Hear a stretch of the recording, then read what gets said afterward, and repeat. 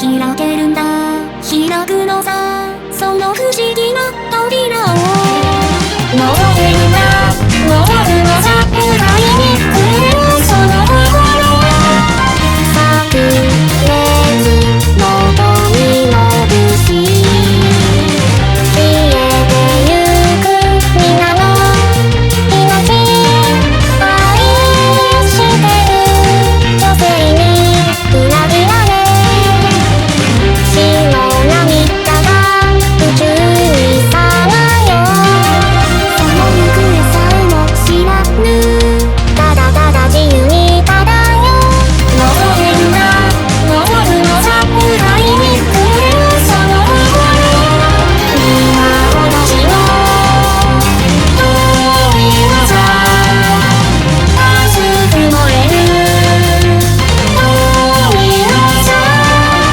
正義の証遠い技敵を落とせ遠い技我らの遠い技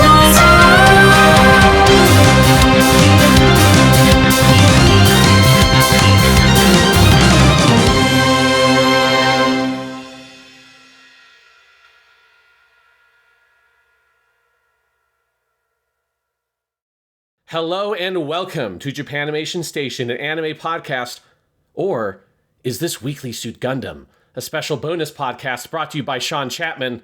And Jonathan Lack. That's right, this week on the show, we're doing something we've never done before. We're not going forward, we're going back. We're going back to where it all began. We're going back to the first time we ever peered into the delightfully deranged mind of Tomino Yoshiyuki, and we're going back to the show that inspired it all, that has brought us to our Tomino-thon. That's right, this week on the show, we are going back to Mobile Suit Gundam. Indeed, we are going back to what I think you and I probably both agree is the greatest anime ever made. Yes. To talk all about it, but in a different way than we have before, because obviously you can go back to the original episodes of Weekly Suit Gundam, the sort of season 0 of Japanimation Station, where we did a full discussion of the entire show over 5 episodes. We talked about the 3 movie versions in a 6th episode, and then of course we talked about every other Gundam ever made and talked about it many, many, many times, and we have covered this show thoroughly, so we are covering it in a very different way today, as we will be for future episodes of this season of the show, where we are going to talk about the Gundam series, but in a different way than we're talking about the other non-Gundam Tomino shows that are more new to us and maybe to our audience. So we're not doing like a full narrative breakdown and analysis, which is generally what we do on this podcast, right? Like we're not going to go episode by episode and go through the different arcs and stuff like that. I mean, particularly for this show, that would be very futile because, as you laid out, we've done a lot of podcasting on this show in particular, more so than on any other individual show we've covered for our anime podcasts.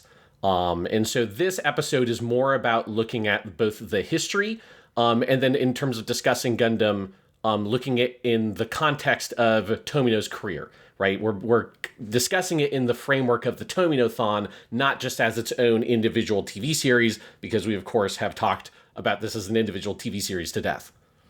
Indeed. So today we are doing something completely different, and this is the first ever fully scripted episode of Japanimation Station, or mostly fully scripted, because we have a 21-page script that we are going to be working from today that is the story of Gundam. We're going to narrate it in 2 parts, basically everything up to the premiere of the show and everything after the premiere of the show, with some extra discussion in the middle. This text is based primarily on something I wrote for my PhD dissertation, which Sean helped me do some of the research for. And this was a sort of section of a chapter that was about mainly Gundam's impact on anime history. But then you and I have collectively also gone in and revised that text, particularly in the first half, to add some additional research we've both done and to flesh out parts that were needed, I think, for the story this podcast is telling. So there's additional writing by Sean, some extra writing by me, and we are going to be going back and forth to narrate this story, and I'm really excited to share it with you guys because I think this is a cool change of pace that we will probably never be able to do again at this level of detail for a single episode, but, you know. Yes, It's because Gundam. this is an episode that, as you say, like, is informed by all the research you already did for your dissertation. And then on Yes. top of that, most of the stuff that I contributed to this is the stuff I've been pulling from these two books I got that I talked about last time, one of which is Tomino Yoshiyuki no Sekai, or The World of Tomino Yoshiyuki, which is a kind of document made for a museum exhibit that was done in 2019 that has lots of images of like the planning documents. I mean, the Gundam section is huge of this book for obvious reasons. And then the other book I have is a sort of piece of criticism on the history of Tomino, which is on Tomino Yoshiyuki by the anime critic Fujitsu Ryota, that has a lot of great anecdotes and interviews and has compiled lots of things from stuff over the years. And so this is, without a doubt, the most thoroughly researched podcast we have ever done. And as you say, I don't think, unless something fucking crazy happens, we will never have a confluence of this level of research on a single podcast again. I mean, literal years of work went into this episode because it involves literal years of dissertation work, but also podcast work of us having talked about Gundam so many times, and it also being a show that we think is worthy of this level of focus, which, as many shows as we love, there's not many we would go to the mat for quite as hard as this one. Yes, but as you said, Jonathan, this isn't purely going to be scripted. We will have a kind of more open discussion segment in the middle before we transition into looking at its, like, the fallout from Mobile Suit Gundam. So we will have some more kind of off-the-cuff discussion about how, like, our reflections on the show and how it fits into his career and those kinds of observations as well. Indeed. So, Sean, do you want to go ahead and get started with the story of Mobile Suit Gundam? Yes, let's strap in, Jonathan, and I believe you start us off. What is the story of Gundam? Well, to begin, an enormous catalyst for Gundam, and really everything Sunrise was doing in this period we've been talking about, and it's one we haven't really touched on yet, was Academy Productions' more mature, serialized space battleship Yamato in 1974, and in particular, its 1977 compilation film, which outgrossed the original Star Wars in Japan. To substantiate that, Space Battleship Yamato grossed 2.1 billion yen, which would have been about 23 million yen in 1977 dollars. Star Wars earned the equivalent of 15 million in Japan domestically, according to Box Office Mojo. So that is where that statistic comes from. We've talked on Japanimation Station before, and it's been a recurring theme, in fact, about various attempts to make more mature anime aimed at either adults or older teens that failed when audiences did not respond or advertisers got cold feet. Think of Dororo in 1969 or Lupin the Third Part 1 in 1971. But Space Battleship Yamato indicated that audience could be widening, while shows like Heidi, Girl of the Alps, and the World Masterpiece Theater series that followed achieved success with serialized stories in a way that challenged the more purely episodic model. Yamato was very, very much on the mind of Sunrise in this period. Everyone involved talks about it. Yasuhiko Yoshikazu was heavily involved with the production of Yamato, of course, and the studio wanted to be one of the players accelerating this transformation. Recall, of course, that Sunrise had gone independent and started producing its own anime in-house through a deal with toy manufacturer Clover. That deal was for 3 shows. The first 2 were Zambot 3 and Daitarn 3, which we've reviewed, both of which did do well enough in toy sales to satisfy Clover, but not necessarily well enough to launch Sunrise as a studio to true success. Sunrise had barely a year left to make original anime, which was recounted by producer Izuka Maso for Gundam's 40th anniversary in 2019. So he says, the next project we did needed to be something special, or else we would be back to subcontracting. We needed a hit like Yamato that could spawn a feature film, something to make a name for Sunrise. The earliest form of what would become Mobile Suit Gundam was a show tentatively titled Freedom Fighters. At that point of its conception, Tomino was not involved, and the series wasn't even planned to have giant robots, but pressure from Clover, who enjoyed that success of Zambot 3 and Daitarn 3 merchandising, they wanted giant robots, not just spaceships, to sell toys. At this point, the project was reworked to include robots, Tomino became involved, and the series was reconceptualized as Gunboy. The title got better. Yasuhiko Yoshikazu recalled the planning team meeting in a small apartment in the summer of 1978, where everyone was sort of dejectedly asking each other for ideas, until Tomino pulled out 30 full pages of creative plans he had ambitiously crafted on his own. There's a cartoon depicting the meeting that was drawn by Yasuhiko, showing himself and other members of the staff sitting in a circle, bored and unfocused, except for a cartoonishly exaggerated Tomino, whose devilish grin betrays a mind awash in plans. Tomino had begun drafting the production concept for Gunboy earlier that year. The fundamental pitch for the show, constructed early in the process and inspired by the success of the Yamato movie, was for it to be a revolutionary series that incorporated human drama and mecha in a way that had not yet been done. One of the early Gunboy pitch documents stated, and this is from my personal translation. It says, "The aims of this project are to make the definitive version of mecha plus human drama. Amongst children, elementary, middle, high school, science fiction TV anime is highly popular. However, simple mecha action is becoming unsatisfying, and the recent trend is them desiring more human drama. The evolution from fighting for the sake of fighting to why must we fight? When thrown into chaos, how do people respond, and what do they do?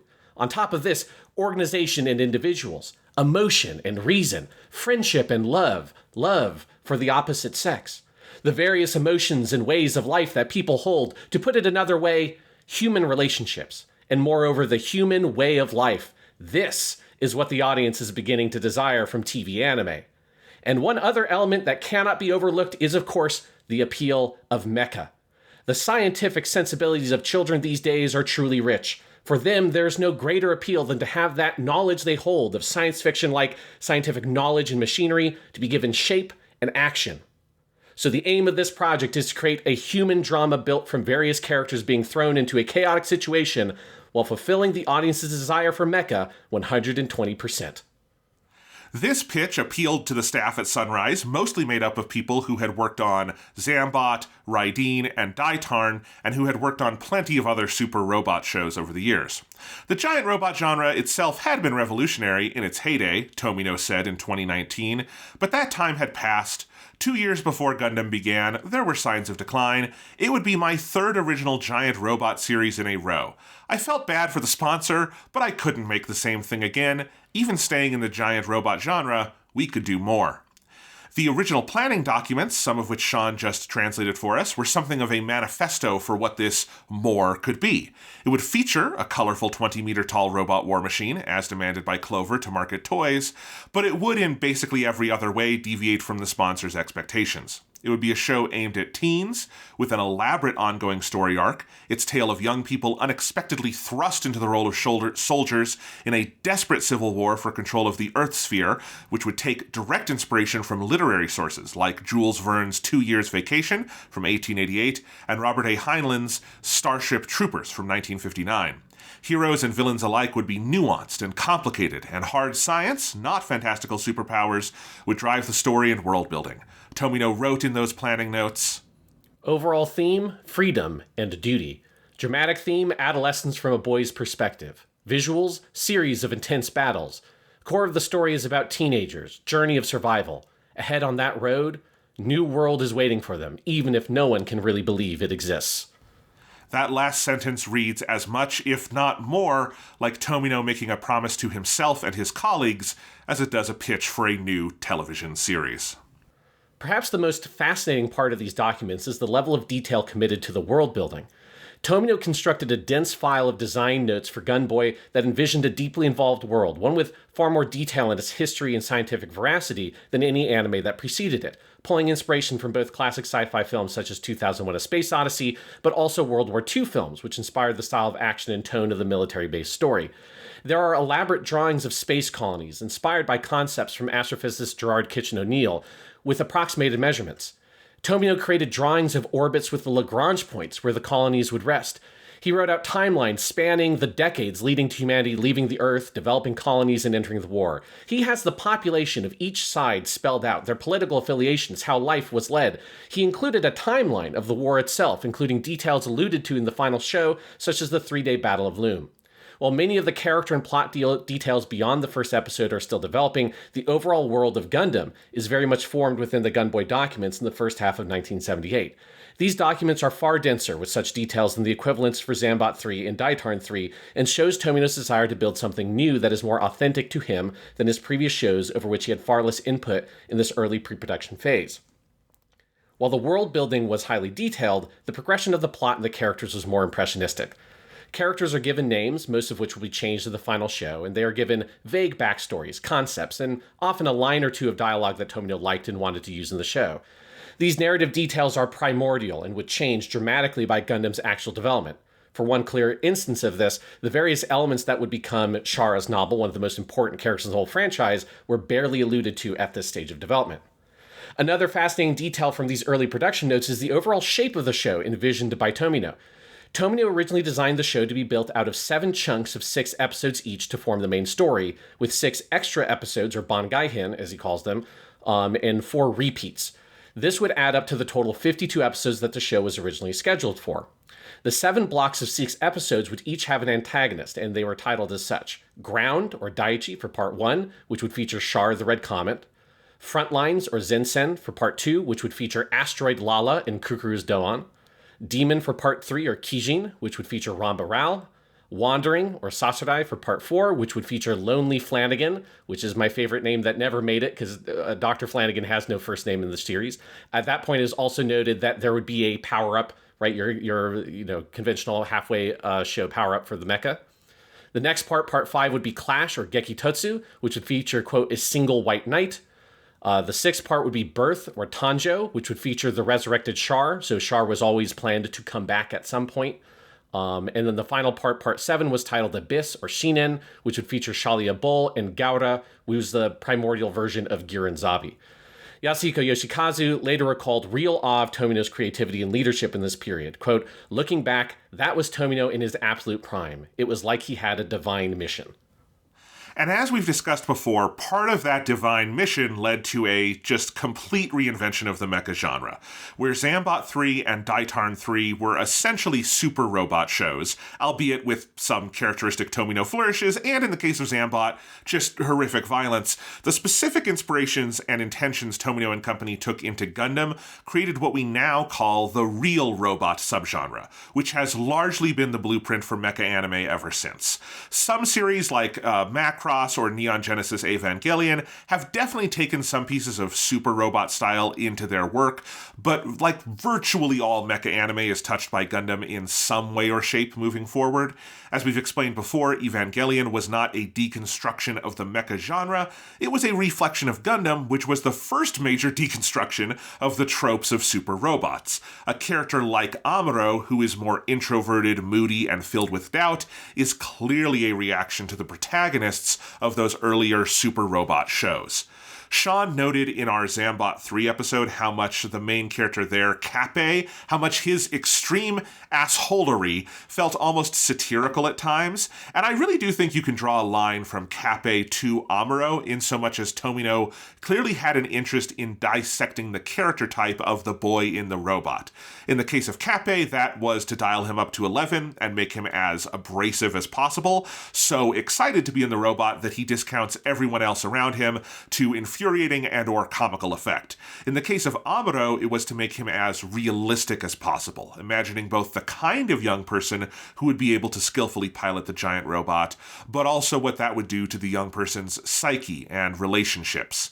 And as much as Char Aznable became the breakout character of Gundam, for us on this podcast as much as anyone else, I don't think it's an overstatement to say Amuro is probably the most historically important intervention Gundam makes, in that mecha anime protagonists, and lots of anime protagonists outside of mecha anime, are so clearly inflected by what Amuro is for so many decades to come. When it came to the show's eventual production, Tomino created fairly detailed story treatments for those first 6 episodes. After that, the plots for episodes 7 to 21 were created in conjunction with the writing team, which Tomino described as them, quote, pulling each other along. After episode 21, which is Sorrow and Hatred, the one where Hamon stages her final suicide attack as revenge for Rama Ral, and where Yuhose sacrifices himself, Tomino began creating his detailed story treatment again. As to why Tomino switched back to creating this detailed story treatment that the writers would have to follow, well, during the development of those middle episodes, he stumbled upon the key element of the show that he knew it needed to arrive at, and one of the other most significant and influential innovations of Gundam, which was new types. In the early production notes, Tomino noted the idea of espers being part of the universe he created, and there are obvious shades of those ideas with the characters in the notes such as Asteroid Lala, who would of course become Lala soon, and Lonely Flanagan, who would become the head of the Flanagan Institute in Gundam lore. But this was not yet truly the new type idea. One of the main reasons Tomino arrived at the concept of new types lies in a vision he had for the ending of the show. A note Tomino made for the show's climax in early production notes, and one he was fixated on, was that, quote, a woman close to the hero would, to the hero or to a man who is close to the hero, say, I wanted to have your child. Now that it's come to all of this, I can start to believe that. Tomino knew that this line and the implied subject matter behind it would not fly with the sponsors. He wrote, one reason for why I can't end the show this way is that Gundam is a robot show, and the second is that it's a science fiction show. The final scene using the subject as outlined in the production notes is, without a doubt, from a melodrama, or if not that, a so-called live-action film made by photographing actual people. If it's not from those projects, I thought the scene could not be used. I wondered, what is something that could portray the raw feelings of these people from our production notes, but do it using an expression appropriate to science fiction? I pondered this for nearly a month, and what I came to was new types. For Tomino, the revelation of new types became the centerpiece of Gundam and the unifying vision to bring the series to a conclusion he desired but had struggled to actualize. Well before the idea of new types was directly teased in the text, he began seeding these ideas. For instance, in the Ramba Rao episodes, which Tomino storyboarded the core section of, he felt Amuro needed to see a man and a woman who embodied the elements of the old type, and that this would spur Amuro's development.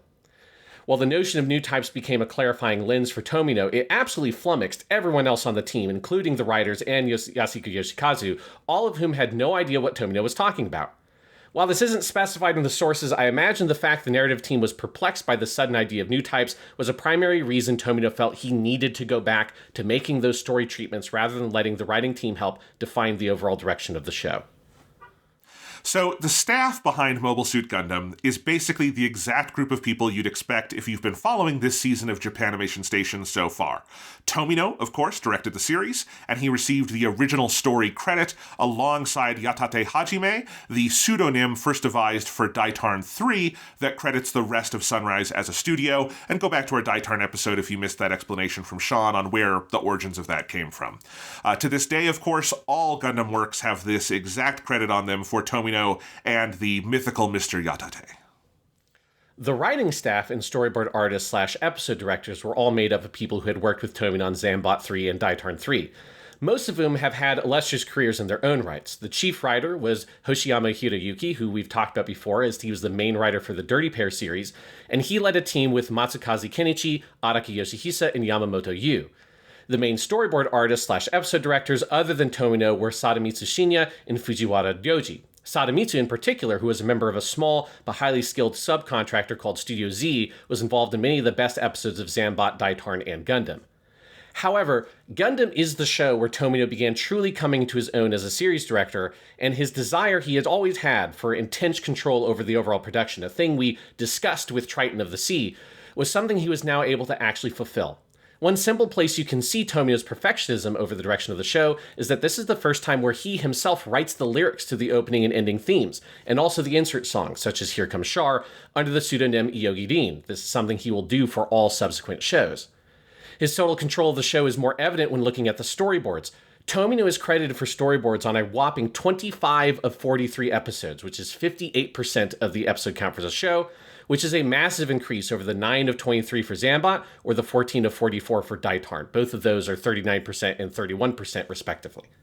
In addition, it is well documented that large stretches of the storyboards for episodes that he wasn't credited for, such as episode 13, Coming Home, episode 34, A Fateful Encounter, and episode 41, A Cosmic Glow, were substantially redone or revised by Tomino. Beyond that, Tomino's approach to the scripts on episodes he storyboarded could be even more extreme. Tomino often completely rewrote the dialogue for episodes and would dramatically restructure episodes from top to bottom. For example, all dialogue and most of the structure for episode 1, including the opening sequence with the Zakus, Amuro's introduction, The entire scene where Fraubo's family is killed, and all of Char's scenes were either added or completely changed in the script, and similar scenes were cut that were originally in the script. In regards to this, Hoshiyama Hiroyuki, who wrote about the experience of watching episode 1 of Gundam, which was a script that he technically wrote, he said, quote, "To be honest, I was shocked. Between the sharpness of the direction, the acting and expressiveness of Amuro and Fraubo amidst the horrors of war, the feeling of scale and the vastness of space, it was truly brilliant. Putting aside my frustrations at Char's abrupt dialogue," he's referring there to Char's now iconic line about not wanting to admit the mistakes of one's youth, which is the last episode, line of that episode. So aside from that dialogue, he says, "The quality was worth the shock. I felt the gumption of a staff which had only made minor work saying, 'Just you see.' But when I got the sense, looking at that episode, that what I had built for that world was rapidly being dismantled, I got this strange burning sensation that I would stick with this director to the end, even if I had to fight him. I still remember that to this day." In regards to then being asked by the interviewer what he meant when he said fighting the director, he then clarified and said, "Well, when it comes to this stuff, Tomino-san has this sort of policy. You see, because I'm the chief writer, I got together with the other 3 writers and we would discuss things like, let's really bring this character's personality out here, or, hey, this character hasn't really shined yet, or, well, no matter what, we need to insert this kind of scene here. The writing team would use those meetings to harden our resolve, and we'd go to director Tomino and plead to him. We'd say, please don't change the scripts too much. Please just make good use of our scripts." And he would then say, I got it. And he would say that. But then, because he was so absorbed into his own world, he would ultimately change the script. And that's where the fight always was.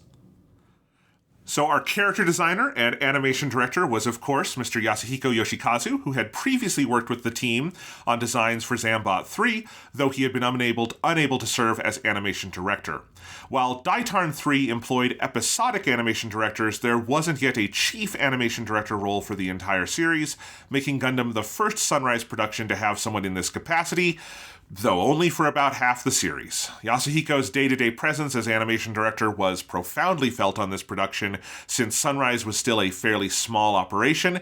He was personally animating as much of the series as he could muster, his prodigious skills making up for what Sunrise lacked in material resources. So it was quite a blow for the production when Yasuhiko collapsed at the office midway through the show's run and was subsequently hospitalized with pleurisy, which is, to quote the Mayo Clinic, a condition in which the pleura, 2 large thin layers of tissue that separate one's lungs from their chest wall, become inflamed, causing sharp chest pain that worsens during breathing. Suffice it to say, Yasuhiko was unable to continue working, which leads to a notably more varied animation quality in the episodes set in space in the series' final third. This would be a major impetus to redo some of that material when the possibility of film versions came around, but more on that in a bit. Over on mechanical design, Okawara Kunio returned, having served in this role for Daitarn 3, and made smaller contributions to Zambot 3. Alongside him came Nakamura Mitsuki as art director. Nakamura is the only Gundam creative lead we've never really highlighted before, but he's a significant figure in this era too. Nakamura is someone who started at Toei Animation right out of high school, and then went to Tatsunoko Productions in 1964, where he worked for over a decade as art director and mechanical designer, becoming one of the first people in history to have the mechanical design credit on an anime. One of his most famous works in this period is Maha Go Go Go, the original Speed Racer anime. In 1976, he went independent and with Okawara founded design office Mecha Man. He focused on backgrounds, art direction, while Okawara focused on mechanical designs. One of Nakamura's other most famous credits is as art director on Miyazaki Hayao's Nausicaa of the Valley of the Wind in 1984. Miyazaki basically had to build that staff from scratch because the studio that animated Nausicaa was Topcraft, had very minimal staff at the period, and so Miyazaki leaned on a lot of really experienced people who had worked in sci-fi and mecha anime. The animation director on that film, for instance, was Komatsubara Kazuo, who had done Galaxy Express 999, Getter Robo, Space Pirate Captain Harlock, and so on. Nakamura sadly passed away in 2011 at age 67, but Okawara is still alive and kicking and has contributed mobile suit designs to the vast majority of Gundam productions, including as recently as the film Gundam Seed Freedom. And finally, on music, we of course have Watanabe Takeo and Matsuyama Yuji, in their third straight collaboration with Tomino and Sunrise after Daitarn 3 and Zambot 3. This would also be something of a capstone project, as from this point forward, Tomino regularly brought on new composers for every subsequent work, never partnering with a single composer multiple times until Saigusa Shigeaki on Zeta Gundam, Double Zeta, and Char's Counterattack in the late 80s, and after that point he returned to regular composer swapping. Watanabe didn't work as often after Gundam, and sadly passed away young at the age of 56 in 1989. Matsuyama lived until 2017. In another major historical connection, one of Watanabe's mentees in this period was a young Hisaishi Joe, who has one of his earliest credits on the second and third Gundam films just a few years before he broke out with Miyazaki's Nausicaa of the Valley of the Wind. And as far as the voice cast is concerned, well, we've talked about all of them before at sometimes brutally excessive length. But let's do it a little bit more. Both of the series' two biggest leads, Furuya Toru, who was Amuro, and Ikeda Shuichi, who is Char, had been child actors on stage and screen, and both had the course of their careers completely changed by Gundam, including just deciding to stick to voice acting in general. But they came to this project from really different directions. Furuya had come to national prominence as the star of Kyojin no Hoshi, or Star of the Giants. That character was Hoshi Hyuma, for a 182-episode run, one of the longest animes up to that point. But he'd also starred in that role when he was just 15 years old, and it wrapped up just as he was turning 18. So when he became an adult, he took several years off to focus on studies and figure out what he actually wanted as a career in adulthood. In 1975, he returned to voice acting for the series Steel Jeeg, and continued voicing the kinds of hot-blooded young heroes he'd become famous for with Kyojin no Hoshi. Thus, when Gundam came along, it marked a serious shift. The introverted, quiet Amuro Ray was nothing like Furuya's previous roles. Amuro established him as a different kind of actor altogether moving forward, and it effectively solidified his career path as primarily a voice actor, since before this point he'd also wanted to work in live action and on stage. Reflecting on getting the role for Amuro, Furuya said in an interview in 2009, quote, "In Gundam, they were really looking for realistic performances. Amuro was gloomy and obsessed with machines. He's really not a hero at all. That's why in the auditions, when I said his first line, 'Hato, you're in a good mood again,' I relaxed myself and tried letting the line casually slip out. I did it in just my normal speaking voice. I believe that your first line determines if you get the role. And when I got the okay on that first line, I suddenly felt, oh, I'm free of Hoshi Hyuma." Ikeda, meanwhile, had gained some notoriety as a lead in an NHK drama, Jiro Monogatari, while in junior high school. He was acclaimed from that performance as a child prodigy and regularly appeared in TV dramas over the next few years into his adult years. He also got into voice acting in that period, but was never really comfortable with it. There wasn't much time for rehearsals in voice acting compared to what he was doing on stage or screen, and he had trouble getting the rhythms of dubbing to existing video right. He felt less skilled in the room than the other actors and expressed some anxiety over this. His main voiceover work was on foreign films and shows, including, and this is so amazing I need to find this dub, as the main character Kunta Kinte on the seminal American miniseries Roots, which is the role that launched LeVar Burton to prominence. In the mid-1970s, Ikeda met Matsura Noriyoshi, who was the sound director at Sunrise, and he was recommended for a role in Daitarn 3, which we talked about in the previous episode. He stars in episode 21 of Daitarn as Radik, the musical Megaborg. Ikeda thought dubbing for anime was even more difficult than dubbing for foreign films, and he really didn't think he would stick with it, but he nevertheless later auditioned for the role of Amuro on Gundam. That didn't go well, but while at the audition, he saw an illustration of Shara's novel by Yasuhiko in the notes, and he asked to audition for the part. The rest, of course, is history. Other lead roles came from the growing Sunrise stable, with most of the white base coming over from Zambot and Daitarn. Suzuki Hirotaka, who's Captain Bright, had of course made his debut on Daitarn 3 as Haran Banjo, while Shiraishi Fuyumi, Mirai, and Inoue Yo, Seiya, had played Topo and Neika in Daitarn. And of course, Furukawa Toshio Kai Shiden had a lead role in Zambot as Kozuki. Toda Keiko, who was Matilda-san, and Han Keiko, who was Lala Soon, and Ginga Banjo, who was Giran Zabi, had all appeared in Daitarn, while Suzuki Kiyonobu, who was Hayato, had small roles in both Zambot and Daitarn. And Nagai Ichiro was the grandfather/narrator in Zambot before voicing Degwin Sotozabi here. Almost the entire lead cast of Gundam appeared in one or both of those first two Sunrise productions, and virtually all would, of course, become absolute titans of anime voice acting in the years to come. So that wraps up the first half of our history here, because that's everything kind of going into the background of the show. We'll get into its actual day-to-day production and what happened when it started coming out in the world after the Eyecatch Break. But here, Sean, we wanted to pause and have just a bit of open discussion. You and I both have some topics we brought here to talk about and maybe react to some of the things we learned in this first half. So, Sean, where do you want to take things here? I guess like one thing is just like maybe just like look over some of the things we saw in the notes and like anything we want to make comments on. One part I wanted to go through is the original outline for the progression of the show, which is in those notes that has the different blocks of episodes, because I find it just fascinating. Partially because it actually is the way the show is constructed up to a point. Up through Ramba Ral, it is built this way, where, and I had never thought of it entirely these terms, that you do have these chunks of episodes defined around a specific antagonist. Now, it's not the same list as here. It's Char, then it's Garma, then it's Ramba Ral. And then once you come back from Ramba Ral, it stops having such a clear shape anymore, partially because of the sort of pseudo-cancellation, but also I think because Tomino's vision of the new typeness has changed his idea of what the show would be at that point. But I do just love this sort of original outline, this original vision, and I think it's a key part of what makes Gundam so different than Tomino's earlier productions that do not have a structure anywhere even approaching this. If you're looking at Triton of the Sea, Zambot, Daitarn, those are shows, Daitarn's maybe a little bit different, but I definitely think Triton and Zambot would have benefited tremendously from using a shape like this to give it structure. Oh, I completely agree, and I think we've said this before, and we'll say it again.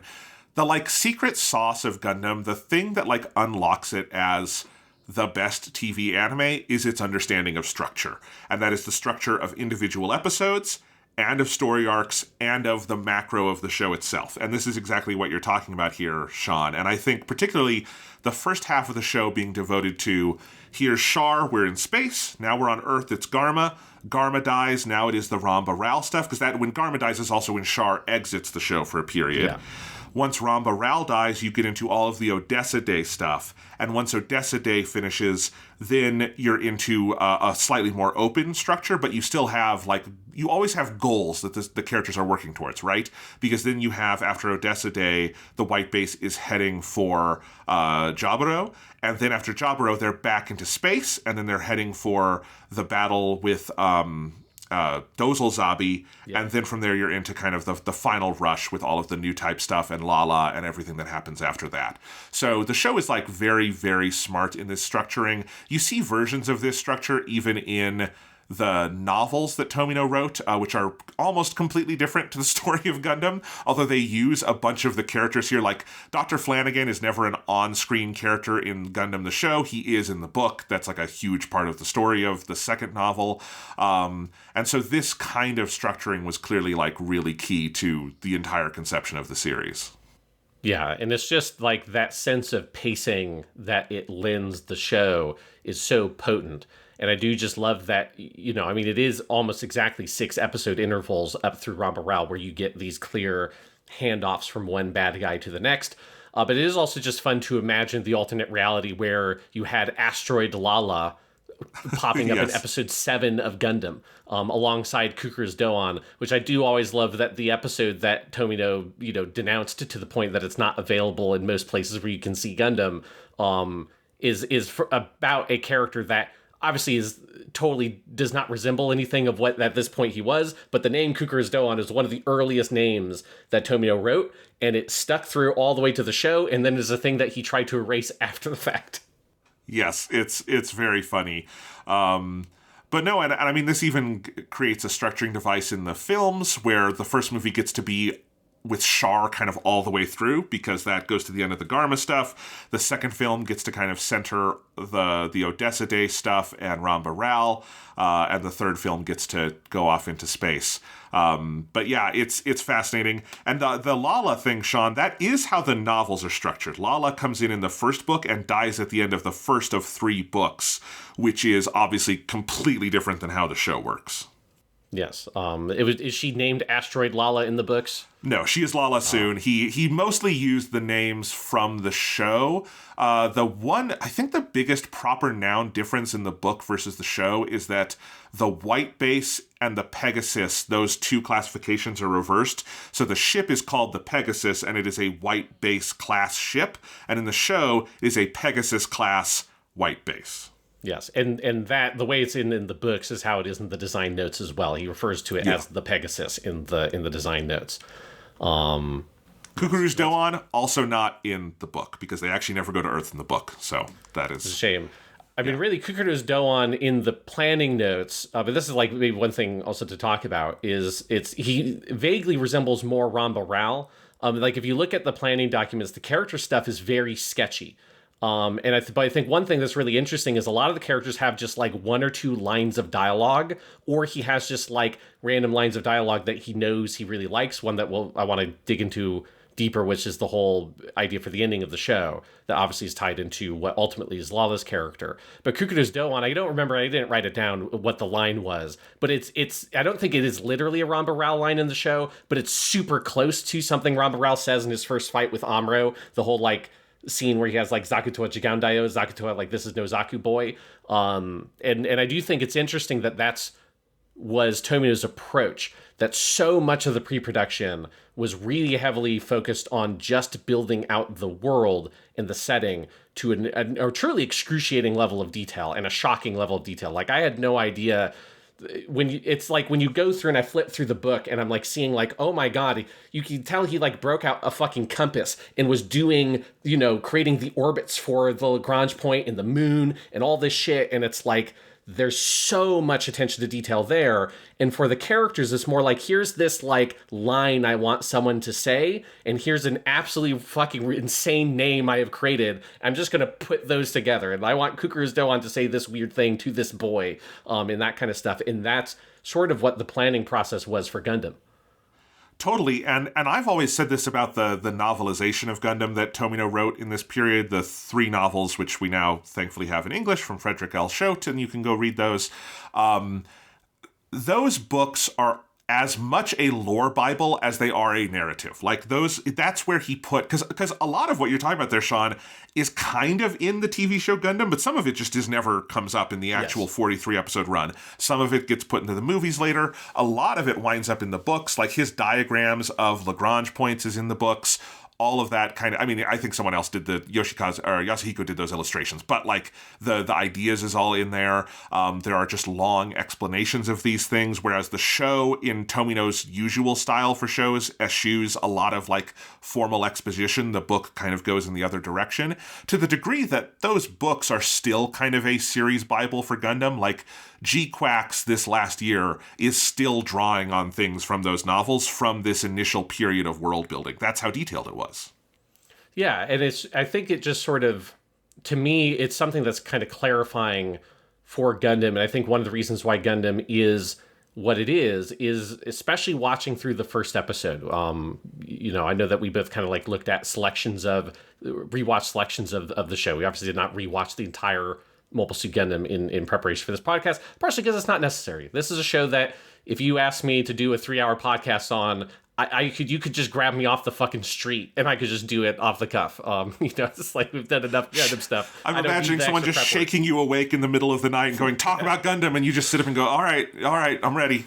Yes, and they could just go for it.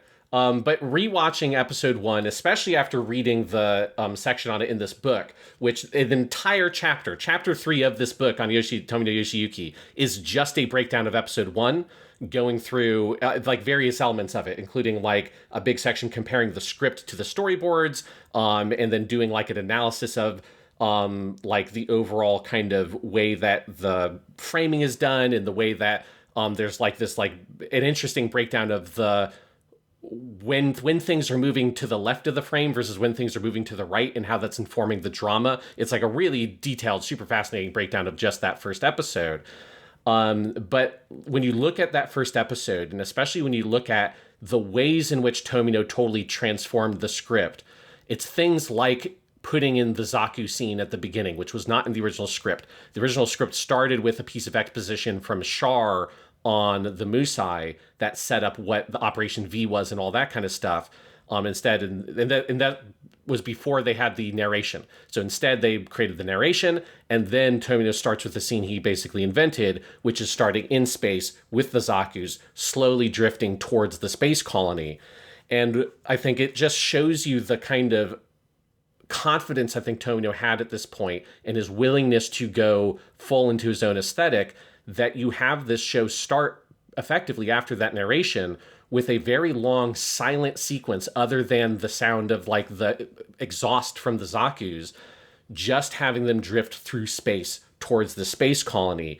And the kind of, obviously I think it's clearly very influenced by 2001: A Space Odyssey and how Kubrick shot and communicated the feeling of space and weightlessness and momentum in space for that film. But depicting it through animation is a different kind of beast. And the details that he had to come up with of all the little actions that occur, like a little pipe coming up that Izaku silently shoves out of the way, and seeing the way it drifts through space, communicating that sense of zero-G movement. You've got things like them coming up to the space colony, and there's a little tiny shadow of the Zaku projected on the back on the space colony, which gives you that sense of the scale of objects in space, and also the way that there's no atmosphere in space, because distant objects in atmosphere appear foggy and kind of vaguely blue. Like if you look at a mountain off in the distance, it will have a kind of like a blue tinted appearance to it. In space, that doesn't occur. And so it's hard to determine the distance of objects in space. And that's something that you have to be a crazy fucking space nerd like Tomino was, and we know he was since he was a small child, to get all these details, think of all these details. He even, in the liner notes on the storyboard, when the Zaku's come and they twist and they land on the side of the space colony, he describes that action with a kind of made-up compound kanji word, which is the kanji for to land and the kanji for to touch. And so it's like setsuriku is probably how you'd say it. But he kind of says this is a made-up nonsense word, but we want to communicate that they're not landing the way an airplane lands, because they're like magnetically attaching to the side of the space colony, and now your frame of reference is that the space colony is down, and the storyboards communicate that. And there's just 100 billion details like that, like how there's a canted camera angle used in the shot where you're inside the hangar and the white base is outside the hangar. And it's a canted angle because the white base is your frame of reference. So the white base is perpendicular to the ground, but all the people are not, because the space colony is slowly turning. And there's just so many little details like that Tomino is not like using exposition to communicate this level of thorough world building he's created. He is just injecting it naturally into the experience visually and doing it with that just sort of sheer raw confidence. That is something that has been lacking from the things up till this point. Like, it's one of those things where you just have such a clear, powerful jump when you're looking at especially the beginnings of Zambot 3 and Daitarn 3 to Gundam. And we saw over the course of Daitarn 3, like, him develop some of these things, and we talked about it with the finale, how there's this huge leap in quality of certain elements in the finale that has some of the stuff for Daitarn. But with Gundam, you just get that from the jump, and it is that thing when I rewatched the first episode where I was just blown away by how much of a masterpiece it is. Like that, there's like one thing that you know it in your head, but it had been a while since I rewatched it, and I was like, fucking Jesus Christ, the efficiency with which all this information is communicated to the audience purely through drama and visuals is absolutely mind-boggling. Oh, I think that every time I watch the first episode of Gundam or the beginning of the movie, which is basically just reusing it, it's absolutely astonishing every single time. Even like, so next week we're going to be talking about Space Runaway Ideon, and I love what I've seen of that show so far, and I think it gets off to an incredibly strong start. But I've always think it's funny that, like, Tomino never quite achieves that sheer degree of efficiency again. Like, Ideon takes about 3 episodes to do what Gundam does in 1, and it's got a very similar plot at the start. It opens in very different directions pretty quickly, but like, it's always astonishing when you go back to episode 1 of Gundam, and it is that quality of Tomino bending space and time through the sheer density of detail. And I really think with everything you're saying, Sean, you can also see when you go from Triton of the Sea to Zambot 3 to Daitarn 3 to this, that like Tomino just threw himself into Gundam in a way he didn't into those shows. And by himself, I mean his personality, his interests, what he wanted to do as a storyteller. You know, when you look at Zambot or especially Daitarn, those shows are catering to what the sponsors wanted and needed so much more. Like, Zambot has a lot of characteristic Tomino stuff in it, but it also has a new Megaborg every episode that has its title on screen and all of this stuff, right? And it's got more of the repeated transforming robot animations and just stuff that, like, okay, this stuff is not necessarily coming from the heart. This stuff is coming from the formula that existed and that was believed to be necessary for TV success. And Gundam, you can just feel, and we'll talk about this with the second half of our script today, because this is true, Tomino just threw caution to the wind and was like, all right, the Gundam's gonna be kind of candy-colored, and other than that, sponsors, good fucking luck. I mean, that was kind of it. You know, there's the Gundam hammer, there's a couple of other little things, but this was a show made as a statement, not a show made to fulfill any kind of commercial obligation, and you can just feel that in the body of this thing. He was really asserting himself as an artist, and this is where I wanted to bring in another thing, Sean, which is that as we've been doing these episodes, I've also been teaching this semester, fall of 25, a class on Hayao Miyazaki and Isao Takahata, the co-founders of Studio Ghibli, and almost everything those two did in the 1970s that was for TV, Tomino also worked on, and he worked under them on all of that stuff. And I really think, having done a lot of research and presenting this stuff to students, like everything, Sean, you just outlined in our script about like the writer, wasn't it Hoshiyama Hiroyuki? Hoshiyama, yeah.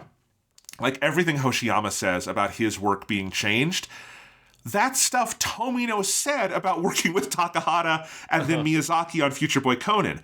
And we know Future Boy Conan, which was 78, really loomed large for Tomino in this period because he's talked about how, like, when he went into Gundam, he felt competitive with Miyazaki over Conan. And both of the episodes Tomino had storyboarded for Conan, Miyazaki basically redrew himself.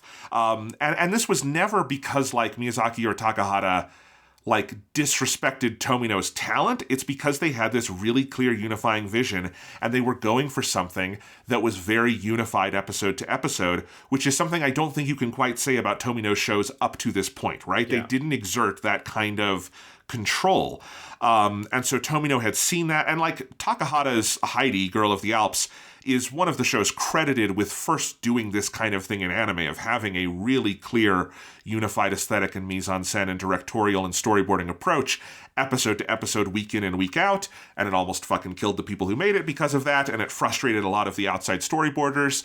But like, that was a trial by fire that clearly left a mark on Tomino. I think he had seen Miyazaki, who's in a more similar age range to him, do this on Future Boy Conan, and it really does feel to me like in Gundam, he also kind of, for this show, asserts himself in the way he had seen those guys assert themselves. And it's just like a lot of what like you had written here, Sean, and gotten out of that book is just so similar to all the production accounts of the Miyazaki Takahata shows. The difference being that Tomino stuck with television long term, and Miyazaki Takahata, they got frustrated with it and very much did not, and moved over to features, where exerting this kind of control is an easier thing to do.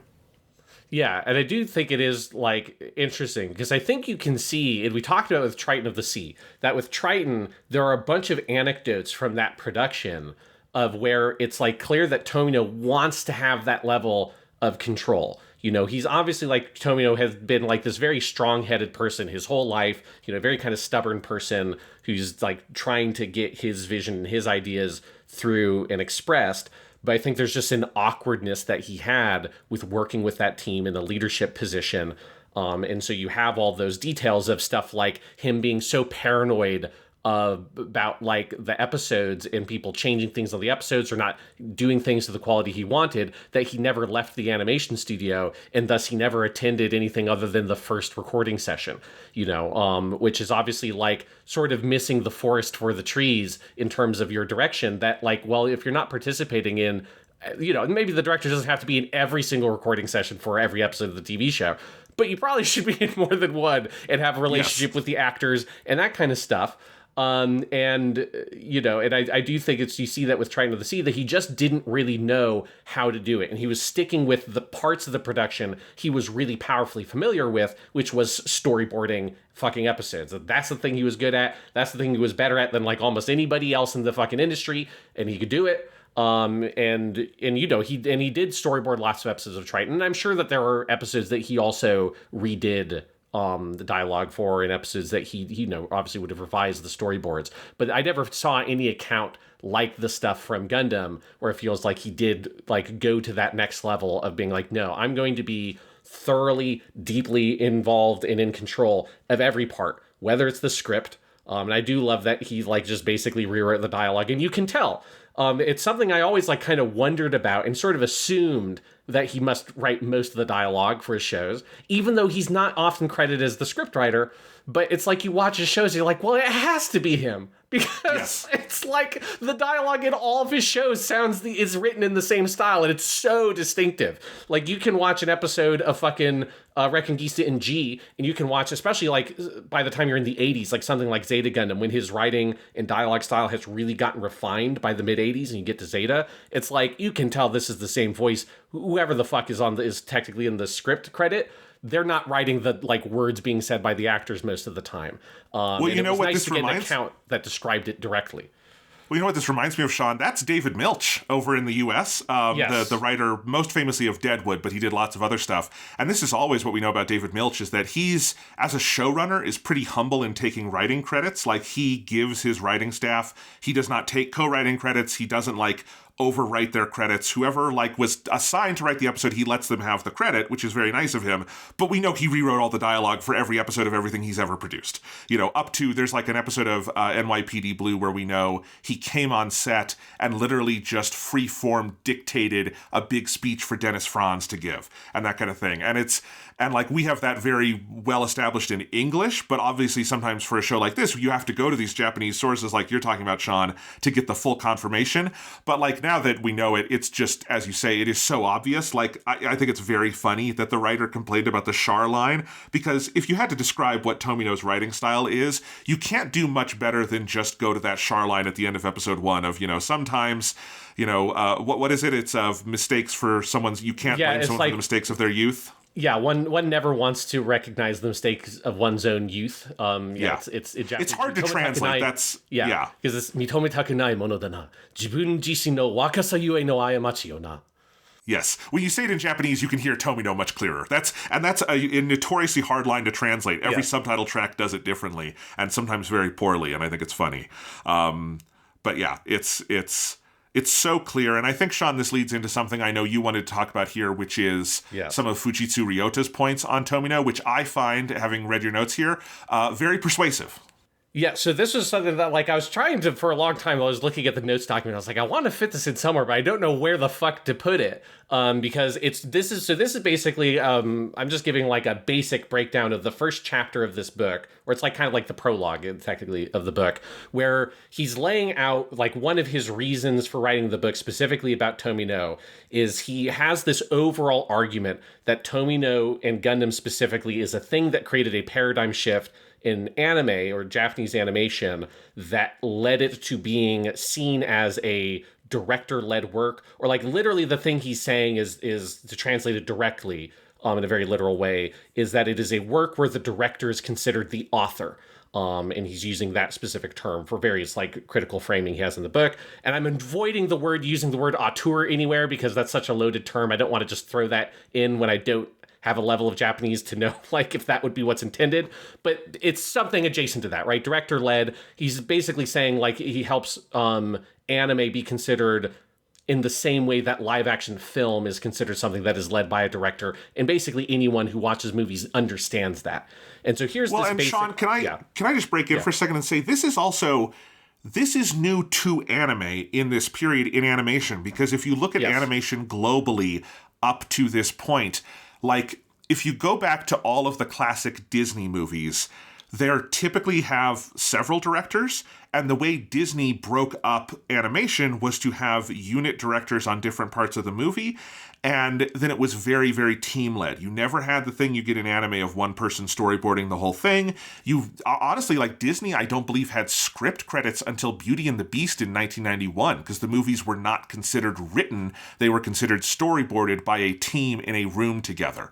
And so anime moving, and early Toei animation takes the Disney model. And so there would be credited directors on early Toei movies, but they were not directors in the way we now understand them. And I know you're going to mention this, but the film Horus, Prince of the Sun by Takahata Isao in 1968, there's been a lot of research on how that film basically invents the anime director position as we know it today inside Toei. In fact, if you want to find this, there was a paper in Macadamia, the journal, a couple years ago about this and about how Horus reconfigured what we thought of as the director position, because that movie was offered to Yasuo Otsuka, the famous animator who's worked with all of them, and Otsuka decided, I want this movie to be something different. And Otsuka was the kind of person who would have directed this beforehand, an animator in charge of that side. And he wanted it to be Takahata. And Takahata exerted a different kind of control, creating a very different kind of understanding of director than existed before. Now that's in film, and we're going to move over to TV and stuff. But today we do have in America some like animation directors that we think of in this way, but this was very much kind of an invention of the Japanese industry, and this is why this is so interesting to talk about. Yeah, so let me just lay out, here's like the basic argument that he makes for this and kind of part of the framework, the critical framework for the book. So again, this is from his book, it's on Tomino Yoshiyuki by Fujitsu Ryota. So he argues that Tomino is a pivotal figure in a paradigm shift, which is the name for the title of that chapter, for how the public thought about anime. Specifically, that Tomino and Gundam are a central catalyst for the Japanese public thinking of anime as a director-led medium, or a medium where the director is the author of the work, depending on how you translate what Fujitsu is saying. He's comparing it to the way that we think of live-action film as a director-led medium. His basic argument is that two things needed to happen for this to occur. First, the production process of anime itself had to develop a director-driven creative process, which was not how, as you just laid out, Jonathan, how it originally was designed. And so it needed to develop a creative process where you had a central director who had sufficient control and influence for their specific distinctive aesthetic to be apparent throughout the work. And he argues that this occurred in film with, as you said, Takahata Isao's Horus, Prince of the Sun in 1968. And then he gives two early examples in TV anime where he argues this also could occur, which was Nagahama Tado's Kyojin no Hoshi, 1968 to 1971, and then Dezaki Osamu's Ashino Joe, 1970 to 1971. I've never watched any Kyojin no Hoshi. I'm not personally familiar with Nagahama's style, but I can very much say that having seen multiple Dezaki Osamu shows at this point, that it's very true that you look at Ashino Joe and it carries very distinctively his like directorial like voice and aesthetic, that you could watch Dear Brother that he directed in the 90s and watch an episode of Ashino Joe and you can see it's by the same voice very clearly. The second thing he said was that the audience then, after we had this creative process, the audience needed to be aware of the director and associate them as the author or creator of the work, as is done in live action film. And that, the second piece, this is where he argues that Tomino and Gundam created the paradigm shift. Specifically because the previous examples of popular, because these work needs to be popular enough for this consciousness to occur, those director-led anime like Kyojin no Hoshi and Dezaki Osamu's Ashino Joe, those are adaptations of source material. They're both adaptations of very, very popular manga at the time. And so that still led the audience to consider the original author of the manga to be the creator of the work, in the same way that you think of with Tezuka Osamu and Astro Boy. Even when he wasn't particularly involved in Astro Boy at certain points of the production, people thought of it as a Tezuka Osamu show. That's the first credit is like created by, right? Like that's how people think of those TV shows in the Japanese public at this point. Well, because like Dororo could have been one of these shows listed, I think, in some ways, because the first half is so clear in its directorial intent, and the second half is more in the kind of model of the time of episodic kind of show to show. But of course, that is thought of as a Tezuka show, even though Tezuka didn't work on that show much. Yes, exactly. That was just like common at this point, and we're talking about like the 60s and early 70s. Additionally, the other big thing here is that Space Battleship Yamato, that was a totally original anime, not based on any pre-existing work, and was of a sufficient level of popularity to potentially be this axis for this specific kind of framework shift or paradigm shift of thinking of it as a creative or director-led medium.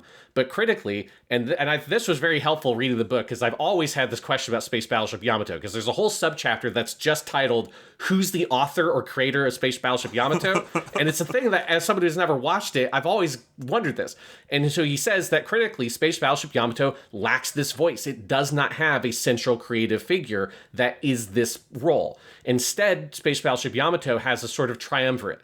Between you have the producer and felon, Nishizaki Yoshinobu, who we talked about. This is the guy who got the rights of Triton of the Sea in the disintegration of Mushi production, and was the producer for Triton of the Sea and all that shit. We talked about he goes gun trafficking, all the fucking madness. Yes. He has a crazy fucking life. So he was one, right? He's one of like the main creative voices. Then you had the person who's technically credited as the director, but is not the director in the way we think of an anime director normally. And he's more the designer and the very, very famous mangaka Matsumoto Deiji, who you also know as Galaxy Express 999, Space Captain Harlock, right? That's the look of Space Battleship Yamato, is Matsumoto Deiji's very, very unique aesthetic. But he was not the director the way that Tomino was the director for Gundam. Like he wasn't like working with the animation in that way, because the person doing that was animation director Ishiguro Noboru, who is also the co-director credited for the movie that was made. And then on the top of this, the compilation movie from 1977, which we've been talking about, that was such a huge moment that it made so much money that it showed that the shift in the audiences, the specific demographics for anime. That compilation movie was credited to director Masuda Toshio, who did help edit the movie. He was involved in the process of editing the film, but he was not involved in the making of the show, and this is a compilation movie. So calling him the director is maybe a little bit of a leap, but his presence was really a marketing stunt, and he was used because he was a well-known live-action director, fairly well-known live-action director, and that name of having a live-action director attached to the project was useful in getting the movie actually in movie theaters and stuff like that. So while we saw that was, with Lupin the Third, Legend of Gold of Babylon, which has Seijun Suzuki's name on it, even though while he did work on Lupin, he didn't actually work on that movie all that much. Yes, and so this was a thing that other movies used at the time as a tactic to try to get into movie theaters and get some publicity. So obviously that prevents a sense of who is the director, who's the actual creator of this thing. So ultimately, it's Gundam and its status as a truly original work, not based on anything that preceded it, and something that is so inextricably tied to a specific aesthetic style. That's very clear because Tomino's voice is in everything from the dialogue, to the storyboarding, to the dramatic construction, to the fucking lyrics in the opening and ending themes are all written by one dude. So you got that. But you also have Tomino's very public association with the show, which was due in large part to his willingness to engage in interviews in all kinds of places, something he still does today. Like Tomino, as much as he can be a kind of a crotchety old dude in some ways, that's a put on. He loves giving interviews. He loves talking about stuff. You know, he loves fucking with people in interviews. Like, it's just clear the dude's a massive troll. He has always been a massive troll. He will always be a massive troll. And so he loves this shit. And he was even on, after the show went really big with the movies, he was even on like variety shows on TV. Like the author in this book cites multiple examples at the time of him going on like regular normie fucking TV and talking about the Gundam movies, right? So his face was there. His name was so clearly attached to Gundam. And so because of that, this is the thing that created this association within the audience, especially this new brand of otaku that we'll talk about in the second half of the show that really comes out of the popularity of the show. This association creates the sense that there is a director / creator / author of Gundam, and that person is Tomino Yoshiyuki, and that helps create or spur on this overall paradigm shift in Japan where anime is known as a director-led medium.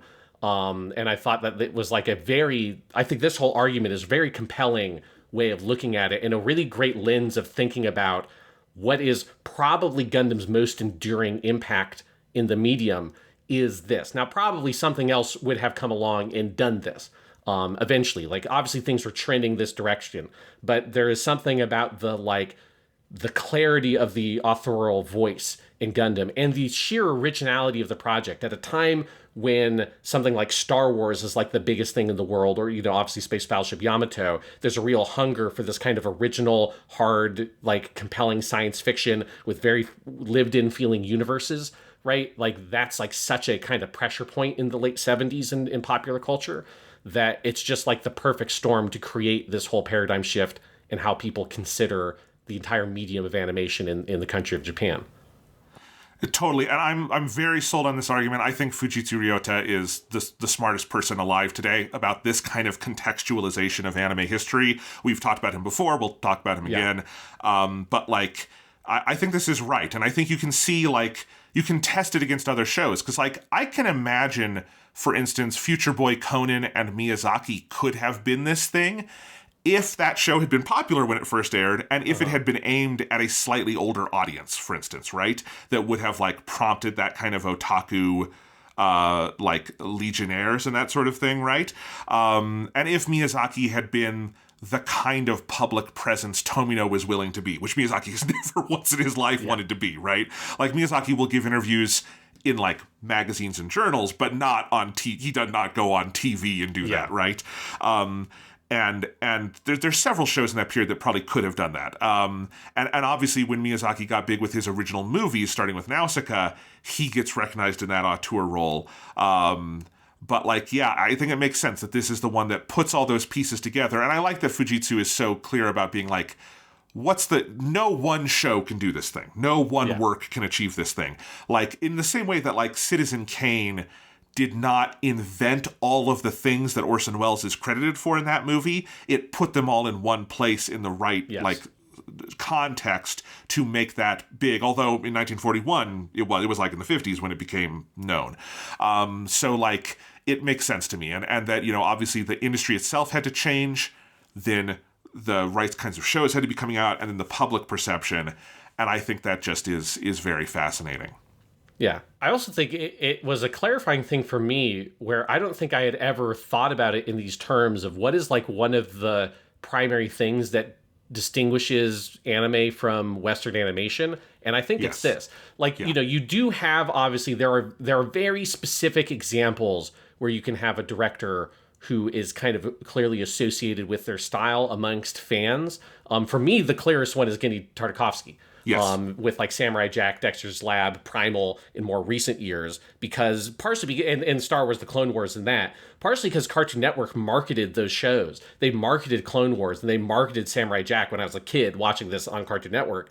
Like that dude was front and center, and they hyped up shows like Samurai Jack as like, it's this guy who has this really unique style and this very unique aesthetic. And I still remember to this day, like them talking about in a thing, like a promotional thing for the first episode of Samurai Jack before it came out, of an interview with him during the commercial break, and them talking about like, we don't have outlines on the characters, which they don't have black outlines. And that's part of like the aesthetic of the show and all this stuff. But if you like ask someone who's the director of Frozen, I don't know that. Like, I don't, like, and obviously I don't care about Disney movies all that much, so there's a reason I don't know that. But, like, I don't think people who are, like, if you're, like, a huge fan, obviously you will know this kind of stuff. But compared to the audience for those kinds of movies, the audience for animation films, like, when you go see the Super Mario Brothers movie, nobody thinks of it as this director made this film. They think of it as, it's the Mario movie, and maybe they know it's by the studio, but they know it as like, I don't know if anyone's going to go and think this is Shigeru Miyamoto's movie, but it kind of is that. It is kind of, I think, the way that people kind of thought, well, Astro Boy or Triton of the Sea or those shows are Tezuka Osamu shows because they're based on his manga. I still think this is how, generally speaking, in the West, we consider animation. Well, and as someone who's like maybe studied and taught this a little more, I would totally agree with you on that, Sean. Like the Frozen thing, here's the thing is, one person did not direct Frozen. Frozen has two directors, and most Disney and at this point, most Pixar movies are done this way. And most DreamWorks movies, all of these, it is pretty typical to have 2 or 3 lead directors, to have prominent assistant directors who are like notably exerting, control on the movie. The Spider-Verse movies, I think, have 3 or 4 credited directors, and that doesn't even count the the writers of those movies, what are their names? The guys who did Solo and the Lego movie, I forget their names, but Lord and Miller, Phil Lord and Chris Miller. Yeah, those guys are also exerting creative control. It is just much, and this isn't us saying it's a bad system or anything, but the American model is much more like team-based on this kind of thing. The closest we've come to real animation auteurs in the mainstream space, outside of like a Genndy Tartakovsky, although even then he's more of a cult kind of item, I think, for people. He's, weirdos like us love his stuff, but he's not, like, my mom doesn't know who Genndy Tartakovsky is. But, like, I think the closest we've come in mainstream space is Pixar, and the first generation of Pixar directors, your John Lasseters, Pete Doctors, Andrew Stantons. But even then, I think you've seen over the years that, like, those guys, John Lasseter turned out to be kind of a piece of shit. But, like, these are guys who have story sensibilities and they have good directorial management, but they don't have, like, a visual style. Like, you can't look at, take, like, Andrew Stanton's movies, which would be, like, Finding Nemo and WALL-E. There's no, like, clear aesthetic link beyond kind of the Pixar house style, right? There are, like, narrative and thematic things, but it's just a different kind of thing. Brad Bird is probably the most notable in terms of having an identifiable style who's come out of that side of things, although Brad Bird also has not done an original movie in almost 20-some years at this point, so he's really hard to pin down now. And so, like, yeah, this is very much the difference, and this is a thing that I think is absolutely a, like, major distinguishing characteristic of anime. Yeah, and it was just something when I read this chapter and had this whole argument, it kind of blew my mind, because it made me wonder if this is why, if this is like one of the main reasons why I'm so into anime, but don't particularly care for Western animation all that much, right? Like, there's Western animation stuff I enjoy, but I'm not going and watching, like, Adventure Time, Like, I know there's very popular Western cartoons and stuff that are still being made, and I know that Adventure Time's it's already an out-of-date fucking reference. It's not, like, actually modern.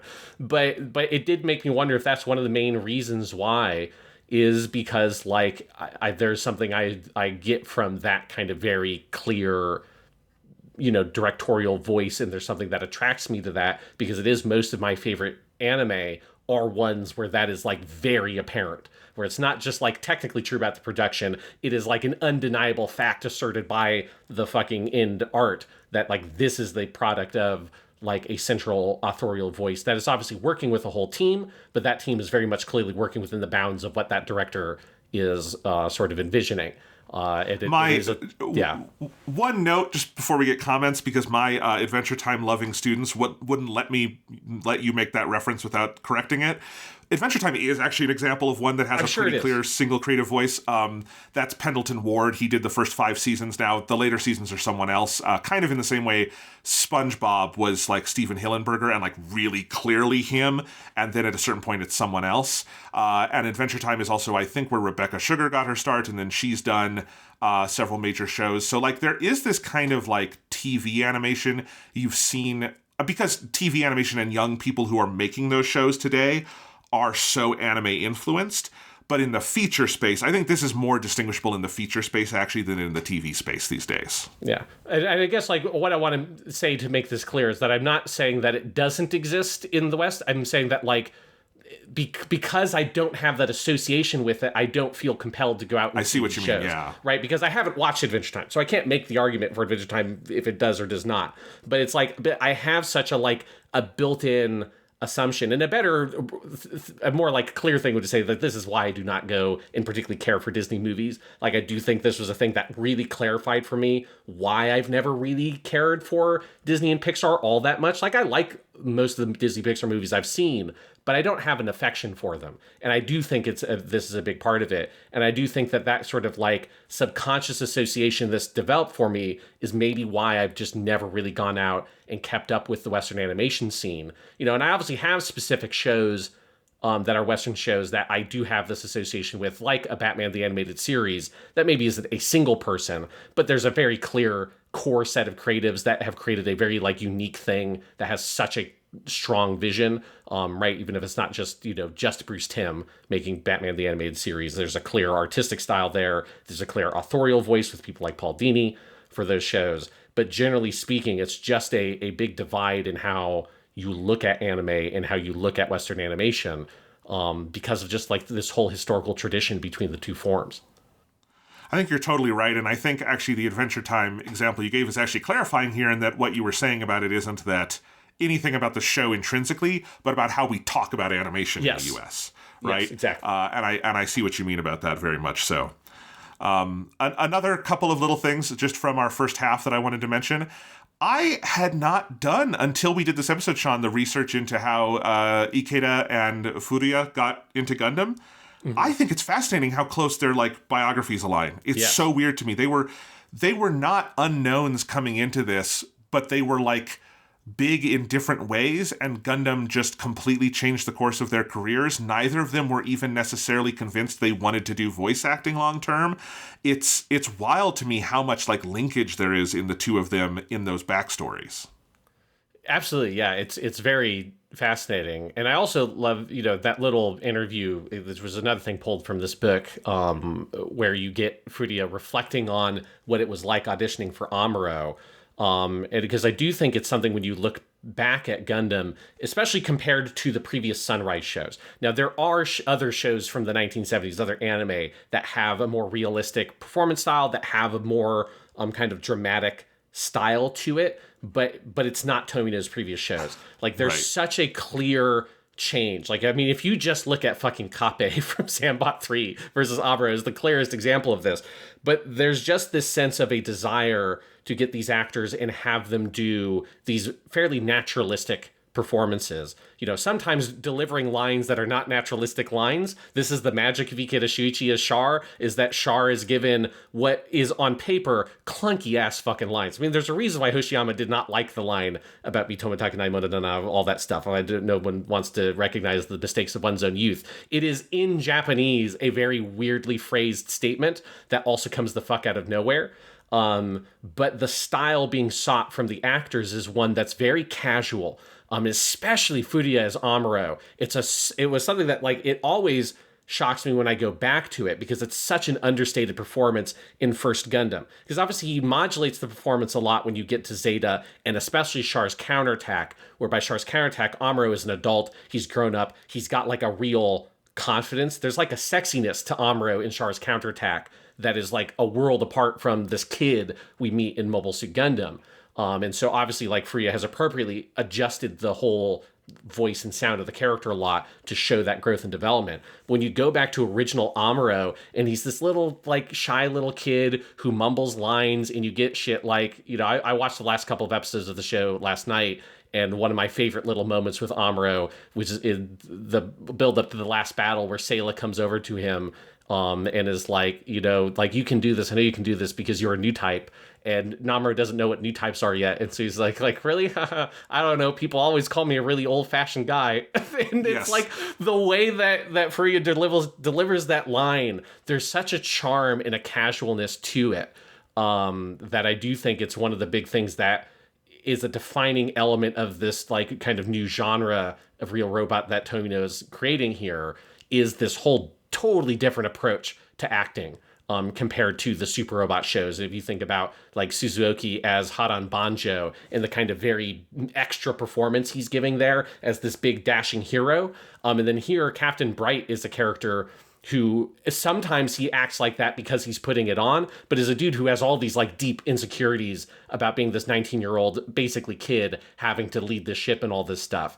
And I just do think it's one of those places where, I mean, we also know that Tomino was much more involved in the acting, directing process. We are far from the world of Triton of the Sea, where he's not showing up to the booth. He is there. He is like working with these actors.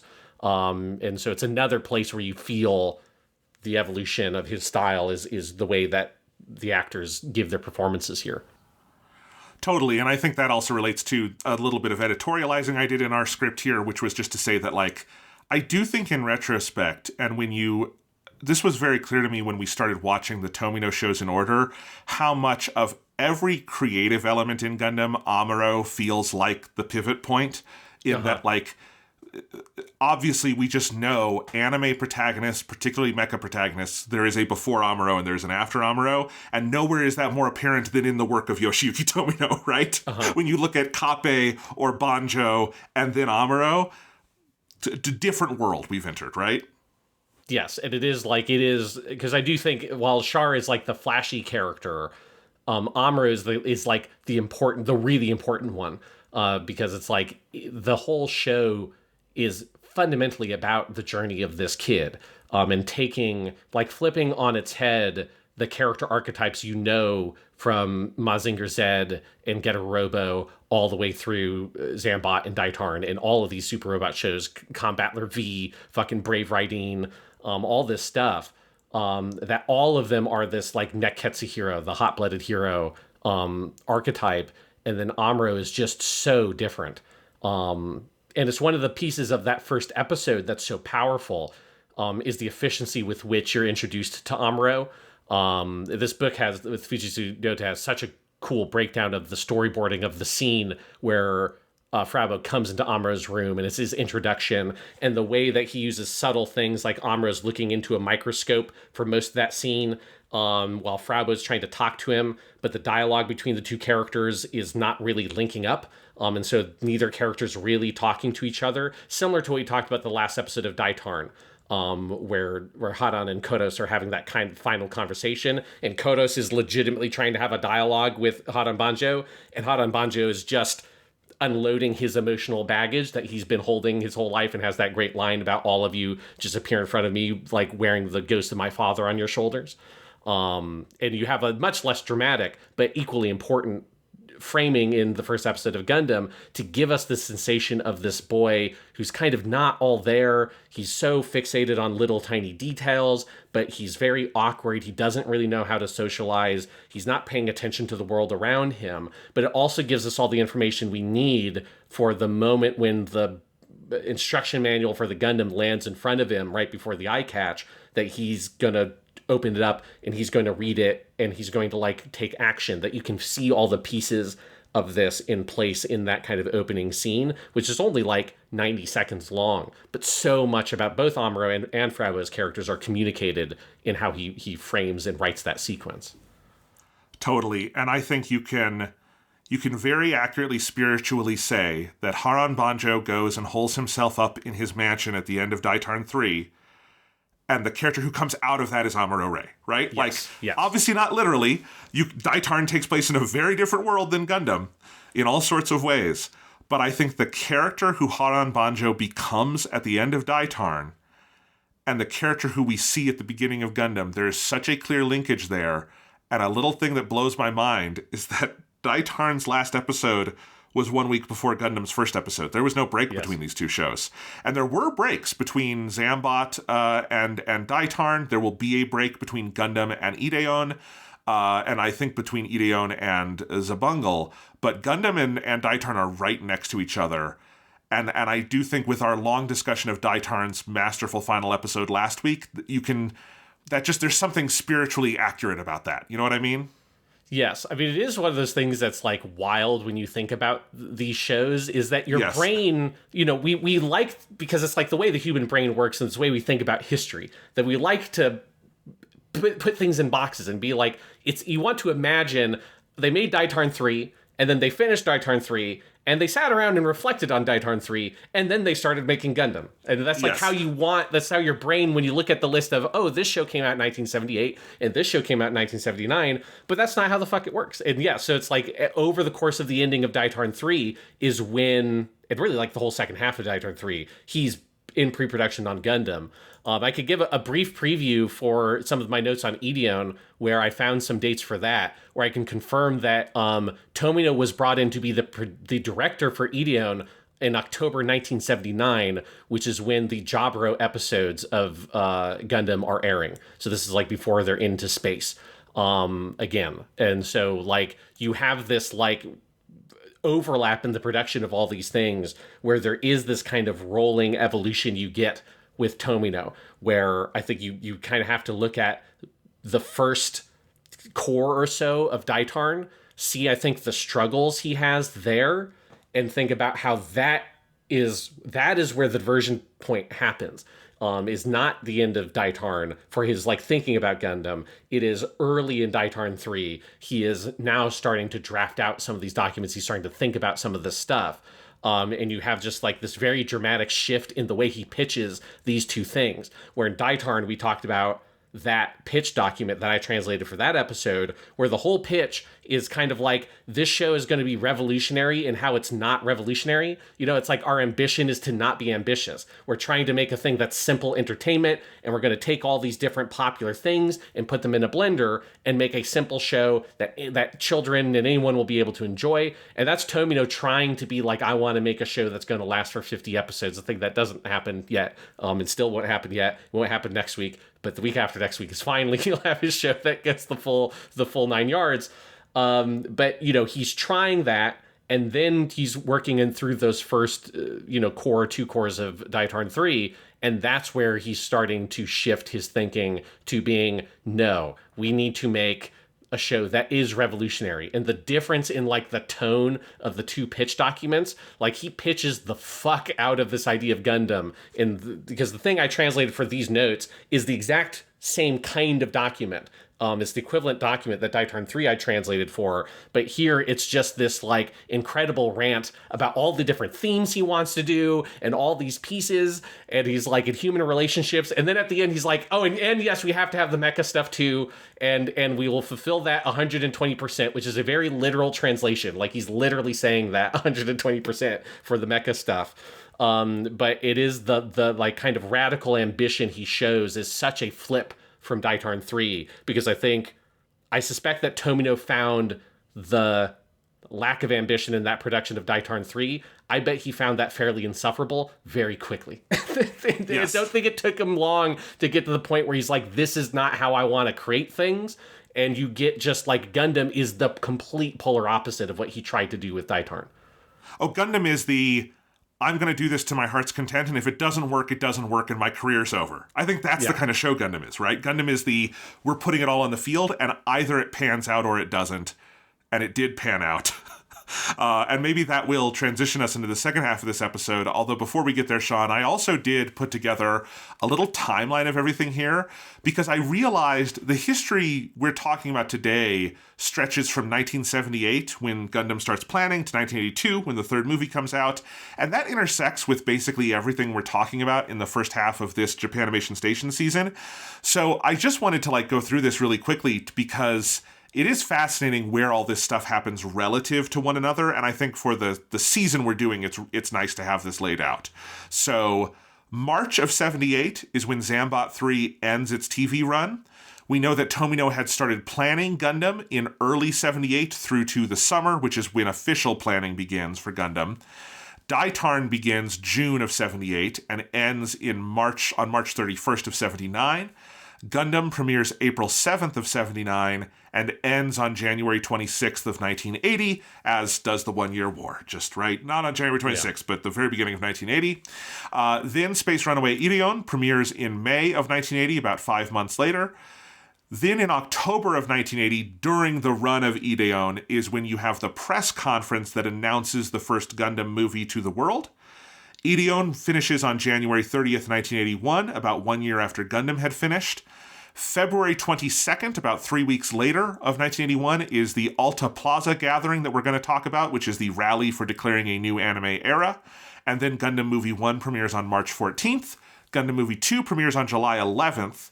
Then there's nothing for a little while, because they are working on both Combat Mecha Zabungle and I assume it's Zabungle. How else would you say that? It's Zabungle. It's Zabungle. Yes, okay. Right. I just realized I don't have the katakana in front of me. Anyway, Zabungle is being worked on, and Gundam Movie 3 takes longer because Gundam Movie 3 is mostly reanimated. So Zabungle premieres on February 6th, 1982.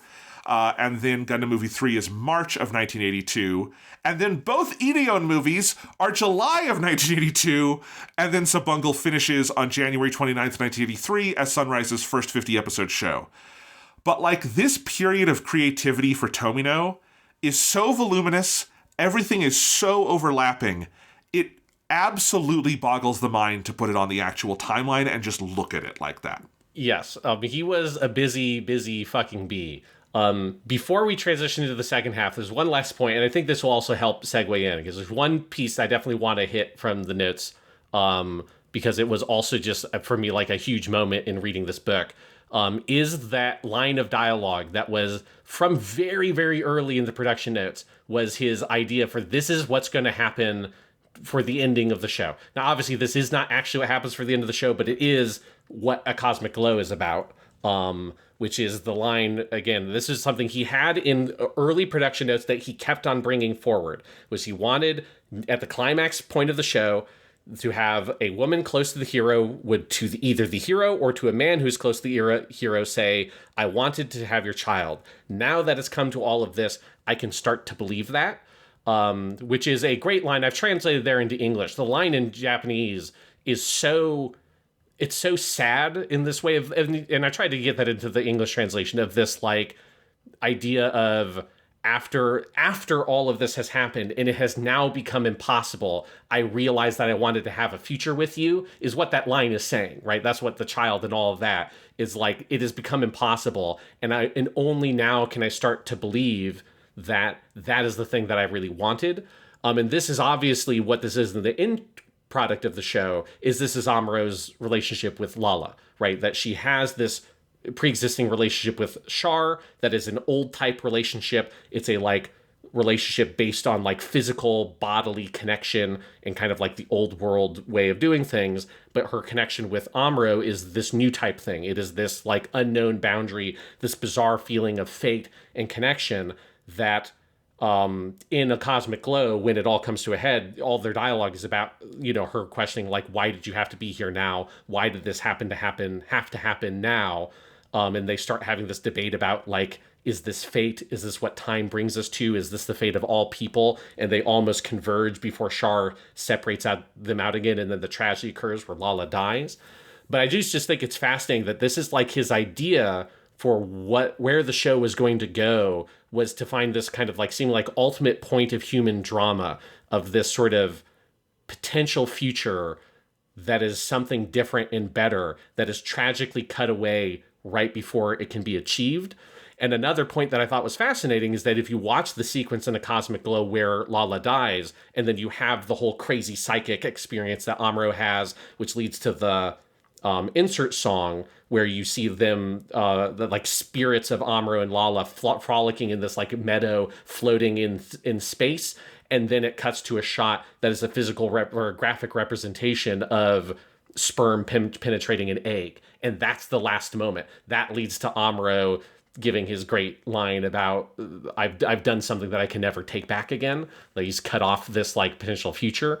And when I watched that scene last night and I saw the whole sperm egg vision again, I'm like, oh shit, this is like, and obviously that's always been just like an incredibly suggestive visual metaphor for this different kind of relationship Amuro and Lala could have had versus the actual very literal physical relationship she had with Char, that Tomino is trying to imply that Char and Lala have a sexual relationship with each other.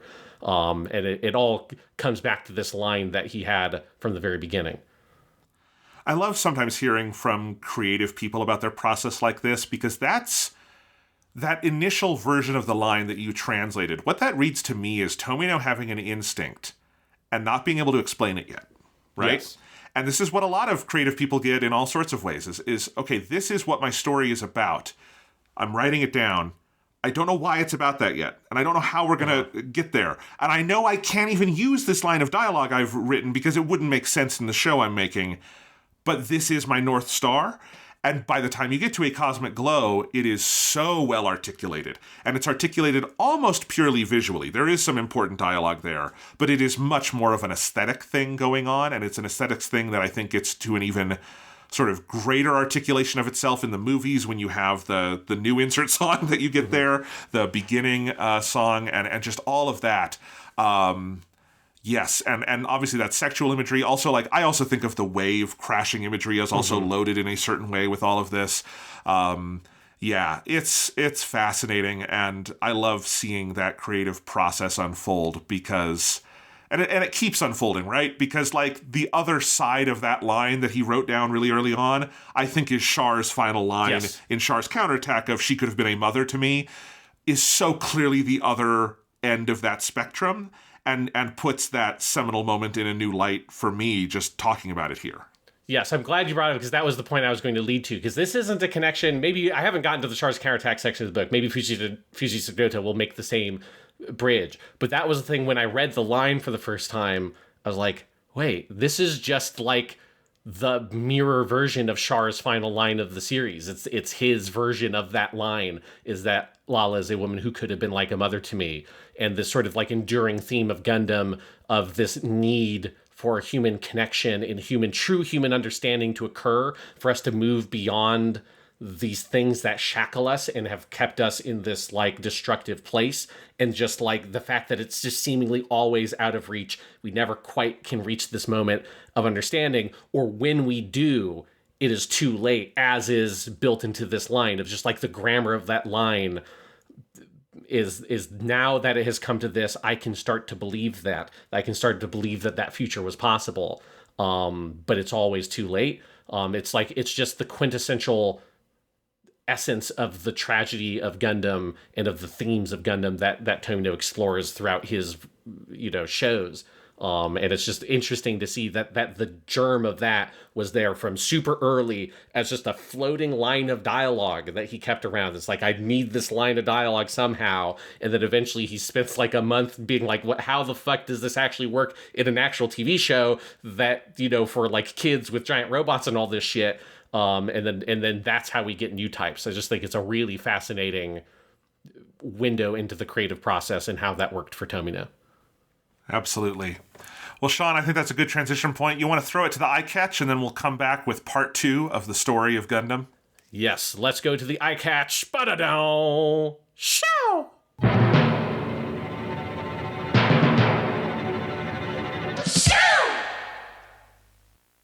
Thanks for listening to Japanimation Station. If you're enjoying the show, please remember to like and subscribe, leave a review on Apple Podcasts or Spotify, and tell your friends.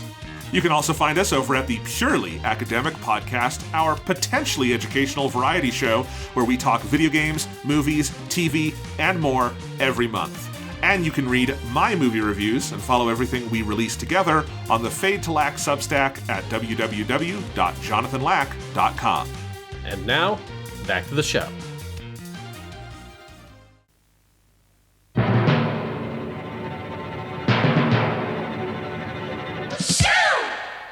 Despite all the assembled talent and, of course, the sheer brilliance of the finished series, production on Mobile Suit Gundam was troubled throughout. It was marred by insufficient resources, overworked staff, and constant pressure from the sponsors. Ratings started low and only broke above a 5% audience share once in the first 7 weeks. Those first 7 episodes of Gundam received shares of 3, 4.2, 3.3, 5.7, 4.9, 3.2, and then a very low 1.9. The series average at the end of its run was 5.3%. Ratings actually did become significantly higher during the second half after it had already had its run cut short, so it was too late. Of course, then we also had Yasuhiko's hospitalization, and then, of course, there was the decision by the sponsors and the network and everybody to cut the show short from its planned full-year 50-episode run to 39 episodes due to that commercial performance. The team did successfully negotiate 1 extra month's worth of episodes to create enough runway to bring the story to a satisfying conclusion, creating that final total of 43, which is a historically very unusual episode count because it is off of the usual core system that anime is produced in.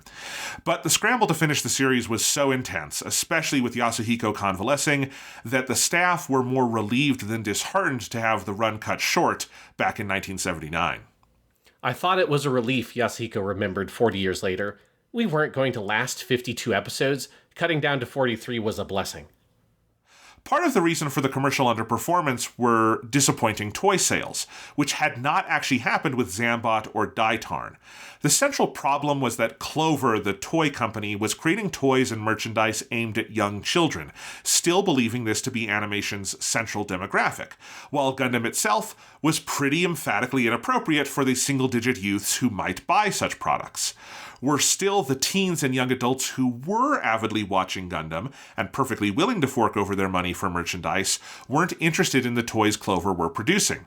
Toys like the original Gundam DX Combiner set, which had a model of the Gundam standing atop the core fighter, weren't necessarily bad toys. Clover's toys were known for having a good level of detail, but the design differed greatly from that of the series itself.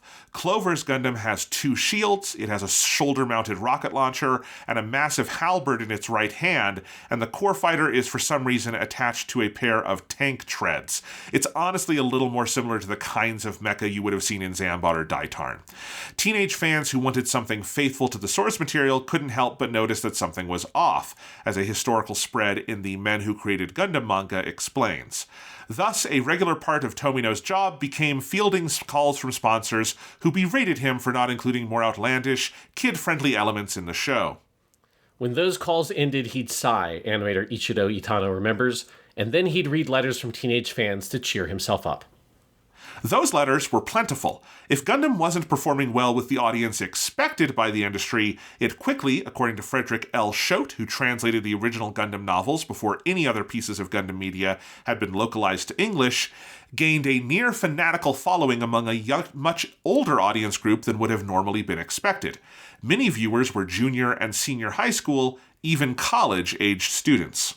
And at a time when anime still mostly narrow-casted to young boys, an unexpected number of those fans were women. One thing gave me hope that Gundam would last a long time, Tomino later recalled. 1/3 of the fan mail was from girls. They liked the family drama in the white base. That's what they saw in the show. It made me realize that if we wanted to make a feature film, we had to appeal to female viewers too. We really shouldn't underplay this lesson, especially since the 2 most commercially successful Gundam series after the original are the 2 that most explicitly aimed at female viewers. 2002's Mobile Suit Gundam Seed, which was the first predominantly written by a woman, Morosawa Chiaki, and to feature aspects of shoujo storytelling in its character dynamics, and then, of course, 2022's Mobile Suit Gundam The Witch from Mercury, the first mainline Gundam series headlined by a female protagonist. The 1-2 punch of that latter series, and then the long-awaited Mobile Suit Gundam Seed Freedom film, ultimately led to record franchise sales for Gundam for fiscal year 2024, proving that initial burst of interest from female fans 4 decades earlier was no accident, but pretty integral to the DNA of Gundam. And you could even point to the success of 2025's Gundam G-Quacks, which has 2 female main characters, as another example of this lesson.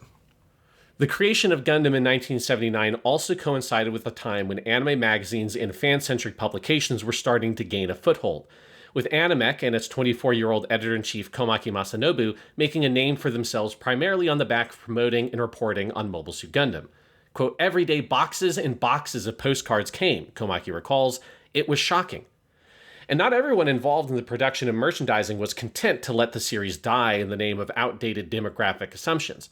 Gundam's first sales success came in the realm of music, as it became the first anime to release a full soundtrack album of the instrumental score instead of just the vocal theme songs.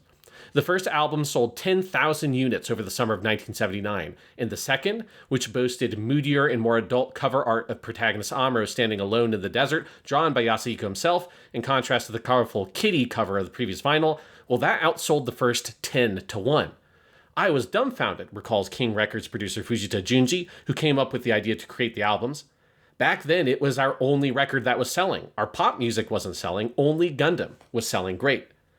Most importantly to the future of Gundam and the entire history of Sunrise and arguably anime and its merchandising, Sunrise struck a deal with toy company Bandai to create plastic model kits based on the various mobile suits featured in the series.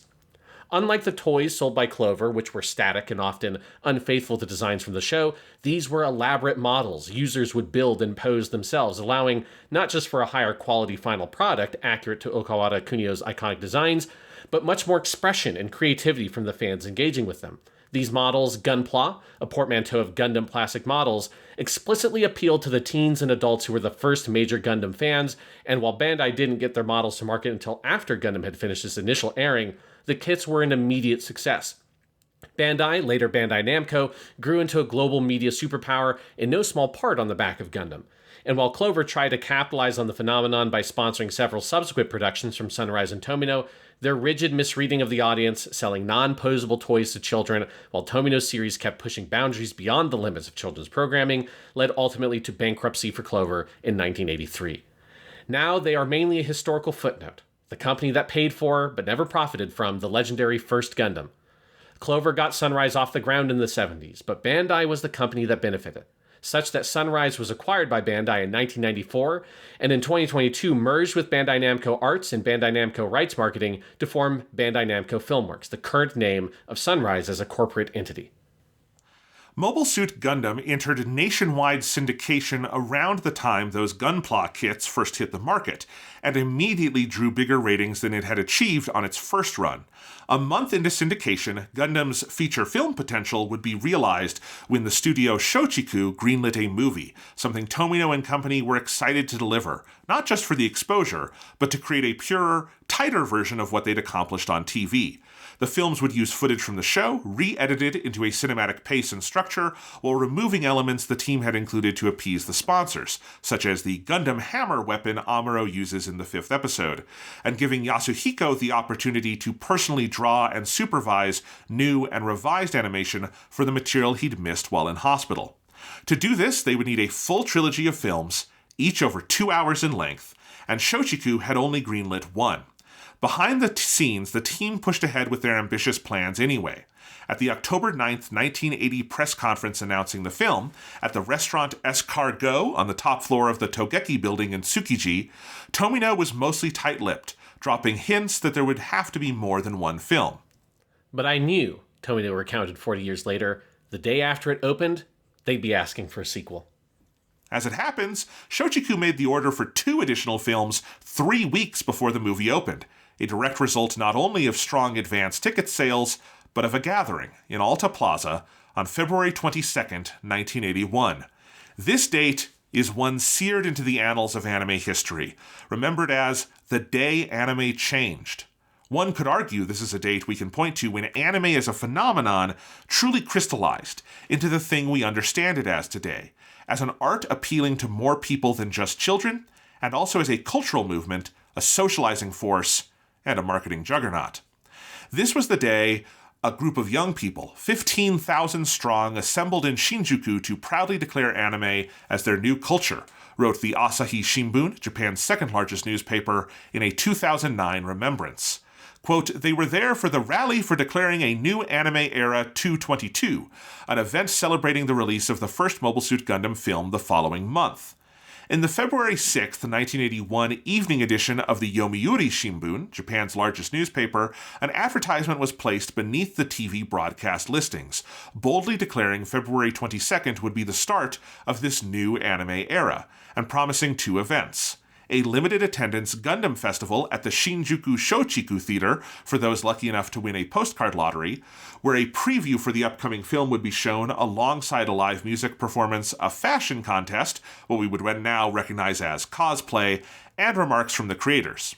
There would also be a public rally beginning at 1 p.m. in Alta Plaza at Shinjuku Station. There, Tomino himself would be on hand to make the official proclamation of this new anime era. It was a young Shochiku marketing producer, Nobe Tadahiko, who came up with the idea for a live display of fan enthusiasm as a central pillar of the film's marketing. And it was indeed a very bold idea. Shinjuku Station is, by a comfortable margin, the busiest train station in the world. In 1981, 700,000 commuters passed through every day. Alta Plaza is an area outside the station's east entrance, in front of the Studio Alta building, a TV studio where popular series like the Manzai comedy hit It's a Laughing Matter was filmed. A large screen on the side of the building showed live broadcasts, helping to make the location a particularly boisterous hub of activity within this already busy station, especially for young people increasingly defining and expressing their own cultural tastes. Staging the new anime era declaration event here was a high-risk, high-reward proposition. On the one hand, there was no better place to get more or higher-profile exposure with the teen and young adult audience Gundam targeted. And if it went well, the general public would see this declaration as more than mere hype marketing a theatrical cartoon. On the other, it would be hard to find a spot where it would be more disruptive and more negatively influence the press of both the film and its nascently assertive fandom if things got out of hand, as they easily could with enough people in attendance. But one imagines that Tomino and company, who had from the beginning of this Gundam journey worked like they had something to prove, weren't inclined to turn down such a flashy, attention-grabbing gesture, especially if it would provide the final impetus for Shochiku to greenlight an entire trilogy and thus bring the Gundam project to its full and final fruition. Signs of a formidable fan contingent coalescing in Shinjuku were apparent on the eve of the event. Tomino flew in from Osaka at 9 the night before, and when he landed in Tokyo, members of Shochiku's publicity team informed him 300 fans were already camping out in anticipation. By morning, that number had swelled to 2,000, most of whom wouldn't get into the morning's postcard lottery festival, and were thus waiting for a glimpse of Tomino, Yasuhiko, and other Gundam creators on stage at the 1 p.m. rally. Their dedication is extra impressive when one considers this was a chilly day in February. Historical weather data for Tokyo indicates temperatures were just above freezing throughout the evening of the 21st and morning of the 22nd, rising only to 43 degrees Fahrenheit during the afternoon rally. "I get it now," a member of Tomino's entourage reportedly said when they heard about the fans already lined up the night before. "Fans are amazing." One of these fans was Uehara Tomoyuki, who in 1981 was one of the relatively rare elementary school-aged children obsessed with Gundam. He later wrote a remembrance of winning the postcard lottery and attending both events for a special 2019 memorial issue of Animec. "I wanted to go," he wrote about seeing the February 6th advertisement in the Yomiuri Shimbun. "I wanted a place where I could let all my love for Gundam run wild." He recalls stepping out of Shinjuku Station into Alta Square before the morning showcase and being greeted to a huge Gundam display panel. There were fans all over the place. It was about 80% men and 20% women of what looked to be mainly high school and university students, not elementary students like me. Uehara received a poster, a flyer, an official ticket, and a handout with the text of the new anime-era declaration that would be read at the afternoon rally. At the Gundam Festival, at the Shinjuku Shochiku Theater, a preview of the film was shown. Gundam voice actors and production staff participated in a Q&A, and musician Yashiki Takajin performed Cross of Sand, the theme song for the new Gundam film. Uehara also remembers a fan costume show with a, quote, dance number to Here Comes Char that particularly stuck with me over the years. The afternoon rally is where things got dramatic. With time to spare before the event formally began, the crowd was already growing uncomfortably large. Quote, as more people showed up, the feel of the square began to get strange, Uehara remembers. People kept pouring in, which caused an unnecessary amount of pushing. Tomino estimated the crowd size was pushing 15,000 by midday, bigger than he or anyone at Sunrise or Shoshiku could have imagined or planned for, and the specter of a riot, or at the very least uncomfortable police attention, was now possible. The shadow of the Anpo protests of 1959 to 1960 and the protests of 1970, which we've talked about before, still lingered. Those were the demonstrations against renewals of the US-Japan Security Treaty that ballooned to hundreds of thousands at their height, and in 1960 climaxed with a deadly struggle between police and protesters in the National Diet compound. If things got even slightly out of hand in Alta Square, it might forever taint anime and its fandom. For an event held to declare a new anime era, well, the stakes could not be higher. Tomino took the stage before the event was set to begin in an effort to cool passions. If anyone gets hurt here, society is going to crack down on anime and anime fans, so don't let that happen, Uehara remembers him saying. Recollections and retellings differ as to how commanding Tomino was in this moment, whether the crowd was completely enraptured, as depicted in Owada Hideki's The Men Who Created Gundam manga, which is a humorous exaggeration of history to begin with, or whether the moment was more awkward and halting. Tomino himself later cast doubt on whether or not he was even heard, and has since, quote, rued his lack of on-the-spot eloquence, though his impromptu speech, as reported by anime historian Jonathan Clements, was a fitting prelude to the more considered declaration to come. Sorry, but you're dummies. We gathered you here to make a statement, to make all the grown-ups wonder what so many young people want to say. And in fact, the statement we really want to make is not about Gundam at all. But Gundam is the name that has gathered you youngsters here today. We need the grown-ups to wonder what this Gundam is all about. We need them to understand what young, modern people, teenagers, are seriously thinking about, and grasp that by seeing Gundam for themselves, even once.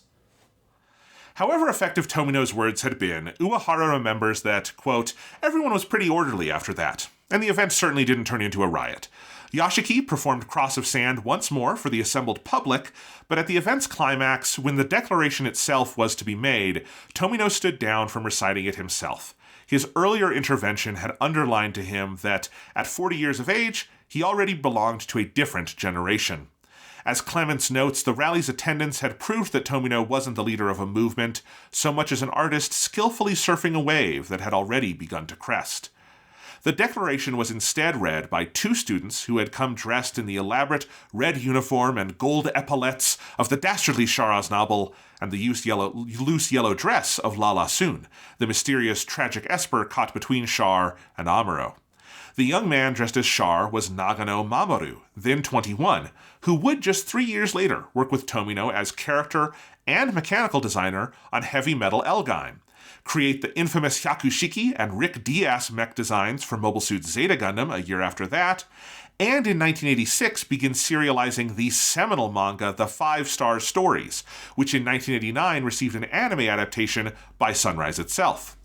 The 19-year-old woman impersonating Lala, Kawamura Maria, would become a prolific voice actor with roles in many of Tomino's future productions, including multiple Gundam sequels, and gained her greatest notoriety as the spectacularly named Young Freud in the 1988 OVA Gunbuster, Aim for the Top, the breakthrough anime of director Anno Hideaki, who later named his most enduring work, Neon Genesis Evangelion, in Japanese Shinseki Evangelion, after the declaration Kawamura and Nagano were reading. The word Shinseki we're translating here as New Era.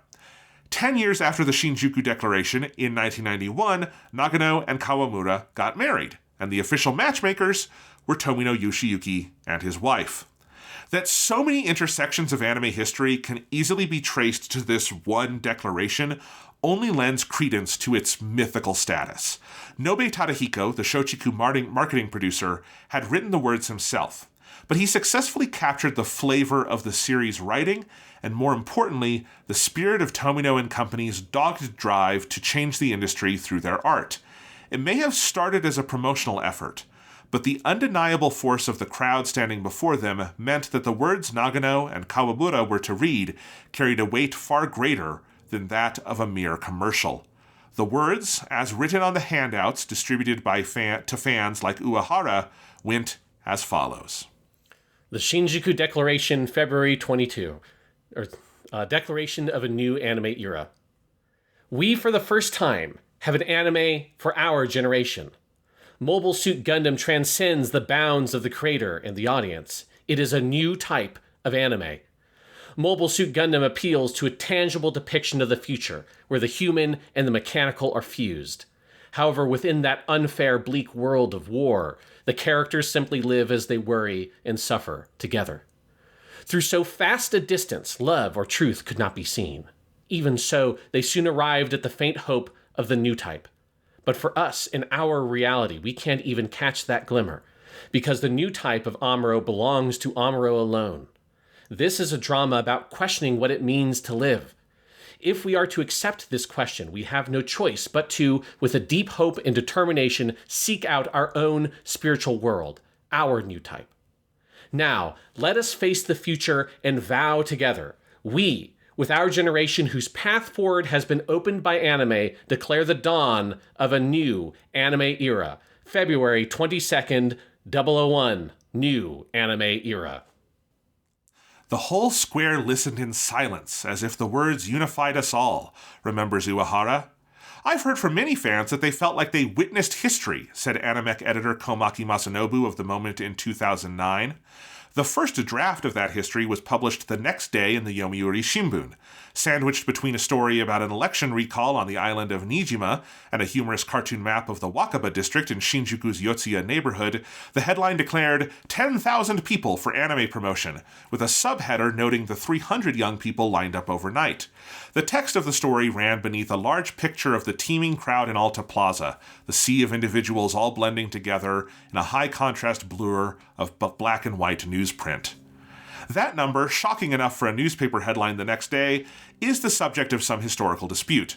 The Yomiuri Shimbun reported 10,000 people contemporaneously, and this is the number cited by the NHK documentary Making Gundam: The Inside Story, made for the franchise's 40th anniversary in 2019. Uehara remembers Tomino claiming there were 20,000 in attendance from the stage at the rally itself, a detail that stuck in his mind specifically because the paper reported it differently the next day. The Men Who Created Gundam manga uses that 20,000 figure at the climax of its exaggerated dramatization, but notes in a historical spread in the collected edition that the press could only get an accurate count of up to 8,000 people, adding that those who were there at the time suggest there were anywhere from 10,000 to 15,000 fans present. The Asahi Shimbun, in their 2009 retrospective piece, reported a count of 15,000 without noting the dispute, and Jonathan Clements has cast doubt on the numbers being in the five figures at all, though this is partially based on a misunderstanding on his part of the nature of the gathering. He mistakenly believes this event was a screening of the film itself, the premiere essentially, which is a myth that has circulated English language sources over the years, and that this screening was the primary focus of the event, with the entire crowd of thousands coming for a chance to see the movie early. In reality, the film was not screened. It was not set to release for 3 more weeks, and this event was primarily a promotional event in tandem with advanced ticket sales. The Morning Gundam Festival only showed a preview of the film, which was itself shown again at the end of the Shinjuku rally on the Alta Studio building screen, with attendance for the event at the Shinjuku Shochiku determined ahead of time via the postcard lottery. Both the limited attendance Gundam Festival and the public rally were simultaneously advertised, as seen in the February 6th advertisement in the Yomiuri Shimbun, and fans did not arrive in Shinjuku with the expectation of seeing the film or to try crowding their way inside. The public rally itself, with associated prizes and giveaways like free posters, was the central draw to the thousands who showed up in Alta Plaza that afternoon. This does not mean numbers couldn't have been exaggerated. As we have seen, the numbers are clearly disputed and range pretty wildly in value, but Clemens' questioning of these figures is partially based on this historical misunderstanding. The exact crowd size is, of course, besides the point.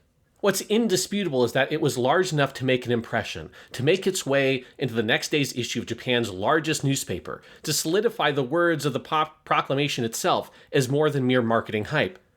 On one hand, the declaration is something of a commercial exaggeration, marketing the new Gundam movie by imbuing the anime with outsized cultural importance.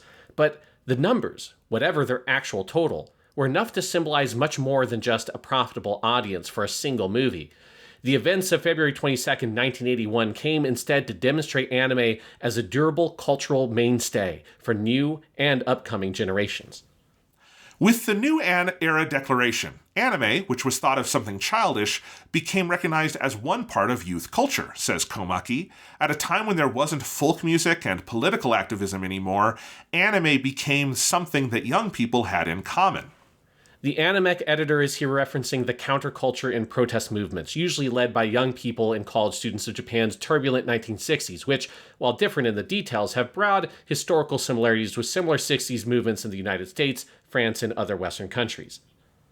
The New Era Declaration symbolically represented the shift from an era of politics to an era of hobbies, anime critic Fujitsu Ryota told the Asahi Shimbun in 2009. This is a provocative thought, that the political organizing students and young people defined their identity, though in the 1960s gave way in the 70s and early 80s to hobbies like anime as social and personal organizing principles. Fujitsu continues, in other words, you could say that hobbyism is our politics. The fans that gathered at that event must have shared that thought. The New Era Declaration was a piece of marketing, but it also conformed with the fans' feelings that a new period was beginning. Tomino himself had a simpler memorialization. Was it good publicity? No kidding. Sometimes in order to let society know that a new cultural phenomenon is emerging, there's no choice but to do things the hard way. The Shinjuku Declaration Rally was, at its core, a promotional event, engineered to generate hype for a film on the cusp of its release. Getting a headline in the newspaper was culturally significant, but also just good business. Those unaware on February 22nd that Mobile Suit Gundam was coming to theaters were probably in the know on the 23rd. What is remembered about the event in the popular consciousness has likely been embellished, intentionally and unintentionally, from the day it occurred on through the present. There is a degree of real artistic and countercultural praxis around it, Tomino and company attempting to prove what they believed about not only the value of their work, but about the enthusiasm and demographics of contemporary and future anime audiences. But it would also be dishonest to present this as a major political event or spontaneous cultural inflection point without being clear-eyed about the commercial objectives at play. If Gundam were not poised to make a lot of people, a lot of money, it would not have been coming to theaters, let alone given enough rope for what was a relatively experimental and even risky marketing maneuver. And yet, I continually find myself entranced by the words of the Shinjuku Declaration, written as I know they were to create a certain resonance of hype in the heart of a Gundam fan like myself or like Sean. Even so, there is an indelible truth to them, a truth about the role of Gundam in particular, and anime in general, in our own lives, in the lives of others we know, in the ripples of and through culture Gundam left, and anime continues to leave. The Declaration eloquently taps into still relevant ideas, like the relationship between viewers and creators, into themes that so often resonate in anime, about living within ambiguous times and spaces, and trying to find paths forward through the simple act of living, to the acknowledgement of anime as a space where dreams and ambitions frustrated by reality can be actualized, considered, and played with in ways that then enrich the viewer's real life, to the notion that anime has opened doors towards a future, one rife with possibility that extends beyond the boundaries of the screen. I based an entire section of my dissertation around this statement, even though my dissertation was specifically about anime and digitality in the 21st century, because the words of the Shinjuku Declaration are basically the same as my overall thesis for that project. I think they still ring true today in so many ways. The truth is that whatever the reality of the rally at Alta Plaza, or however we choose to view it in relation to marketing and commerce, the Asahi Shimbun was not wrong in memorializing it as the day when anime changed. Tomino and company weren't wrong in thinking their beleaguered little mecha show that could had something to prove about the industry in which they worked, and what the still young medium of TV anime was truly capable of, even with tight schedules, insufficient resources, and maddening commercial parameters. And the fans who gathered in Alta Plaza, entranced by both this show that had captured their imaginations, and who saw a part of themselves in the attitude embodied by the words of the Shinjuku Declaration, weren't mistaken in finding these things resonant. Neither the Gundam creators standing on stage, nor the Gundam fans jostled shoulder to shoulder in the crowd were outliers. They were pioneers. So that's the story of how Gundam ushered in the new anime era. Why Mobile Suit Gundam is, in so many ways, the pivot point around which anime, as we now understand it, is solidified. Why we are here today talking about this on an anime-focused podcast. Tomino said to the Asahi Shimbun in 2009 that anime is symbolic.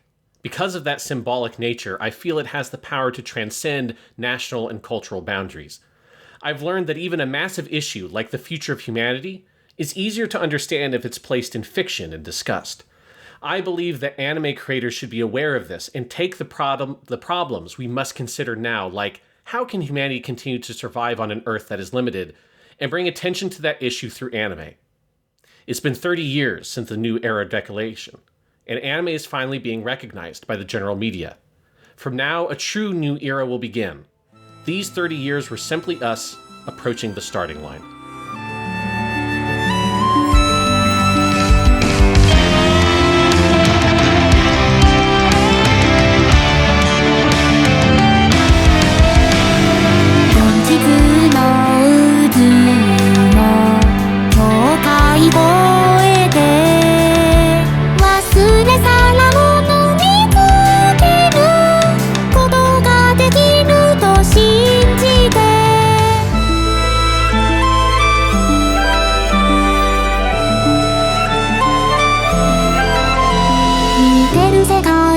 信じほど美しい時代ない」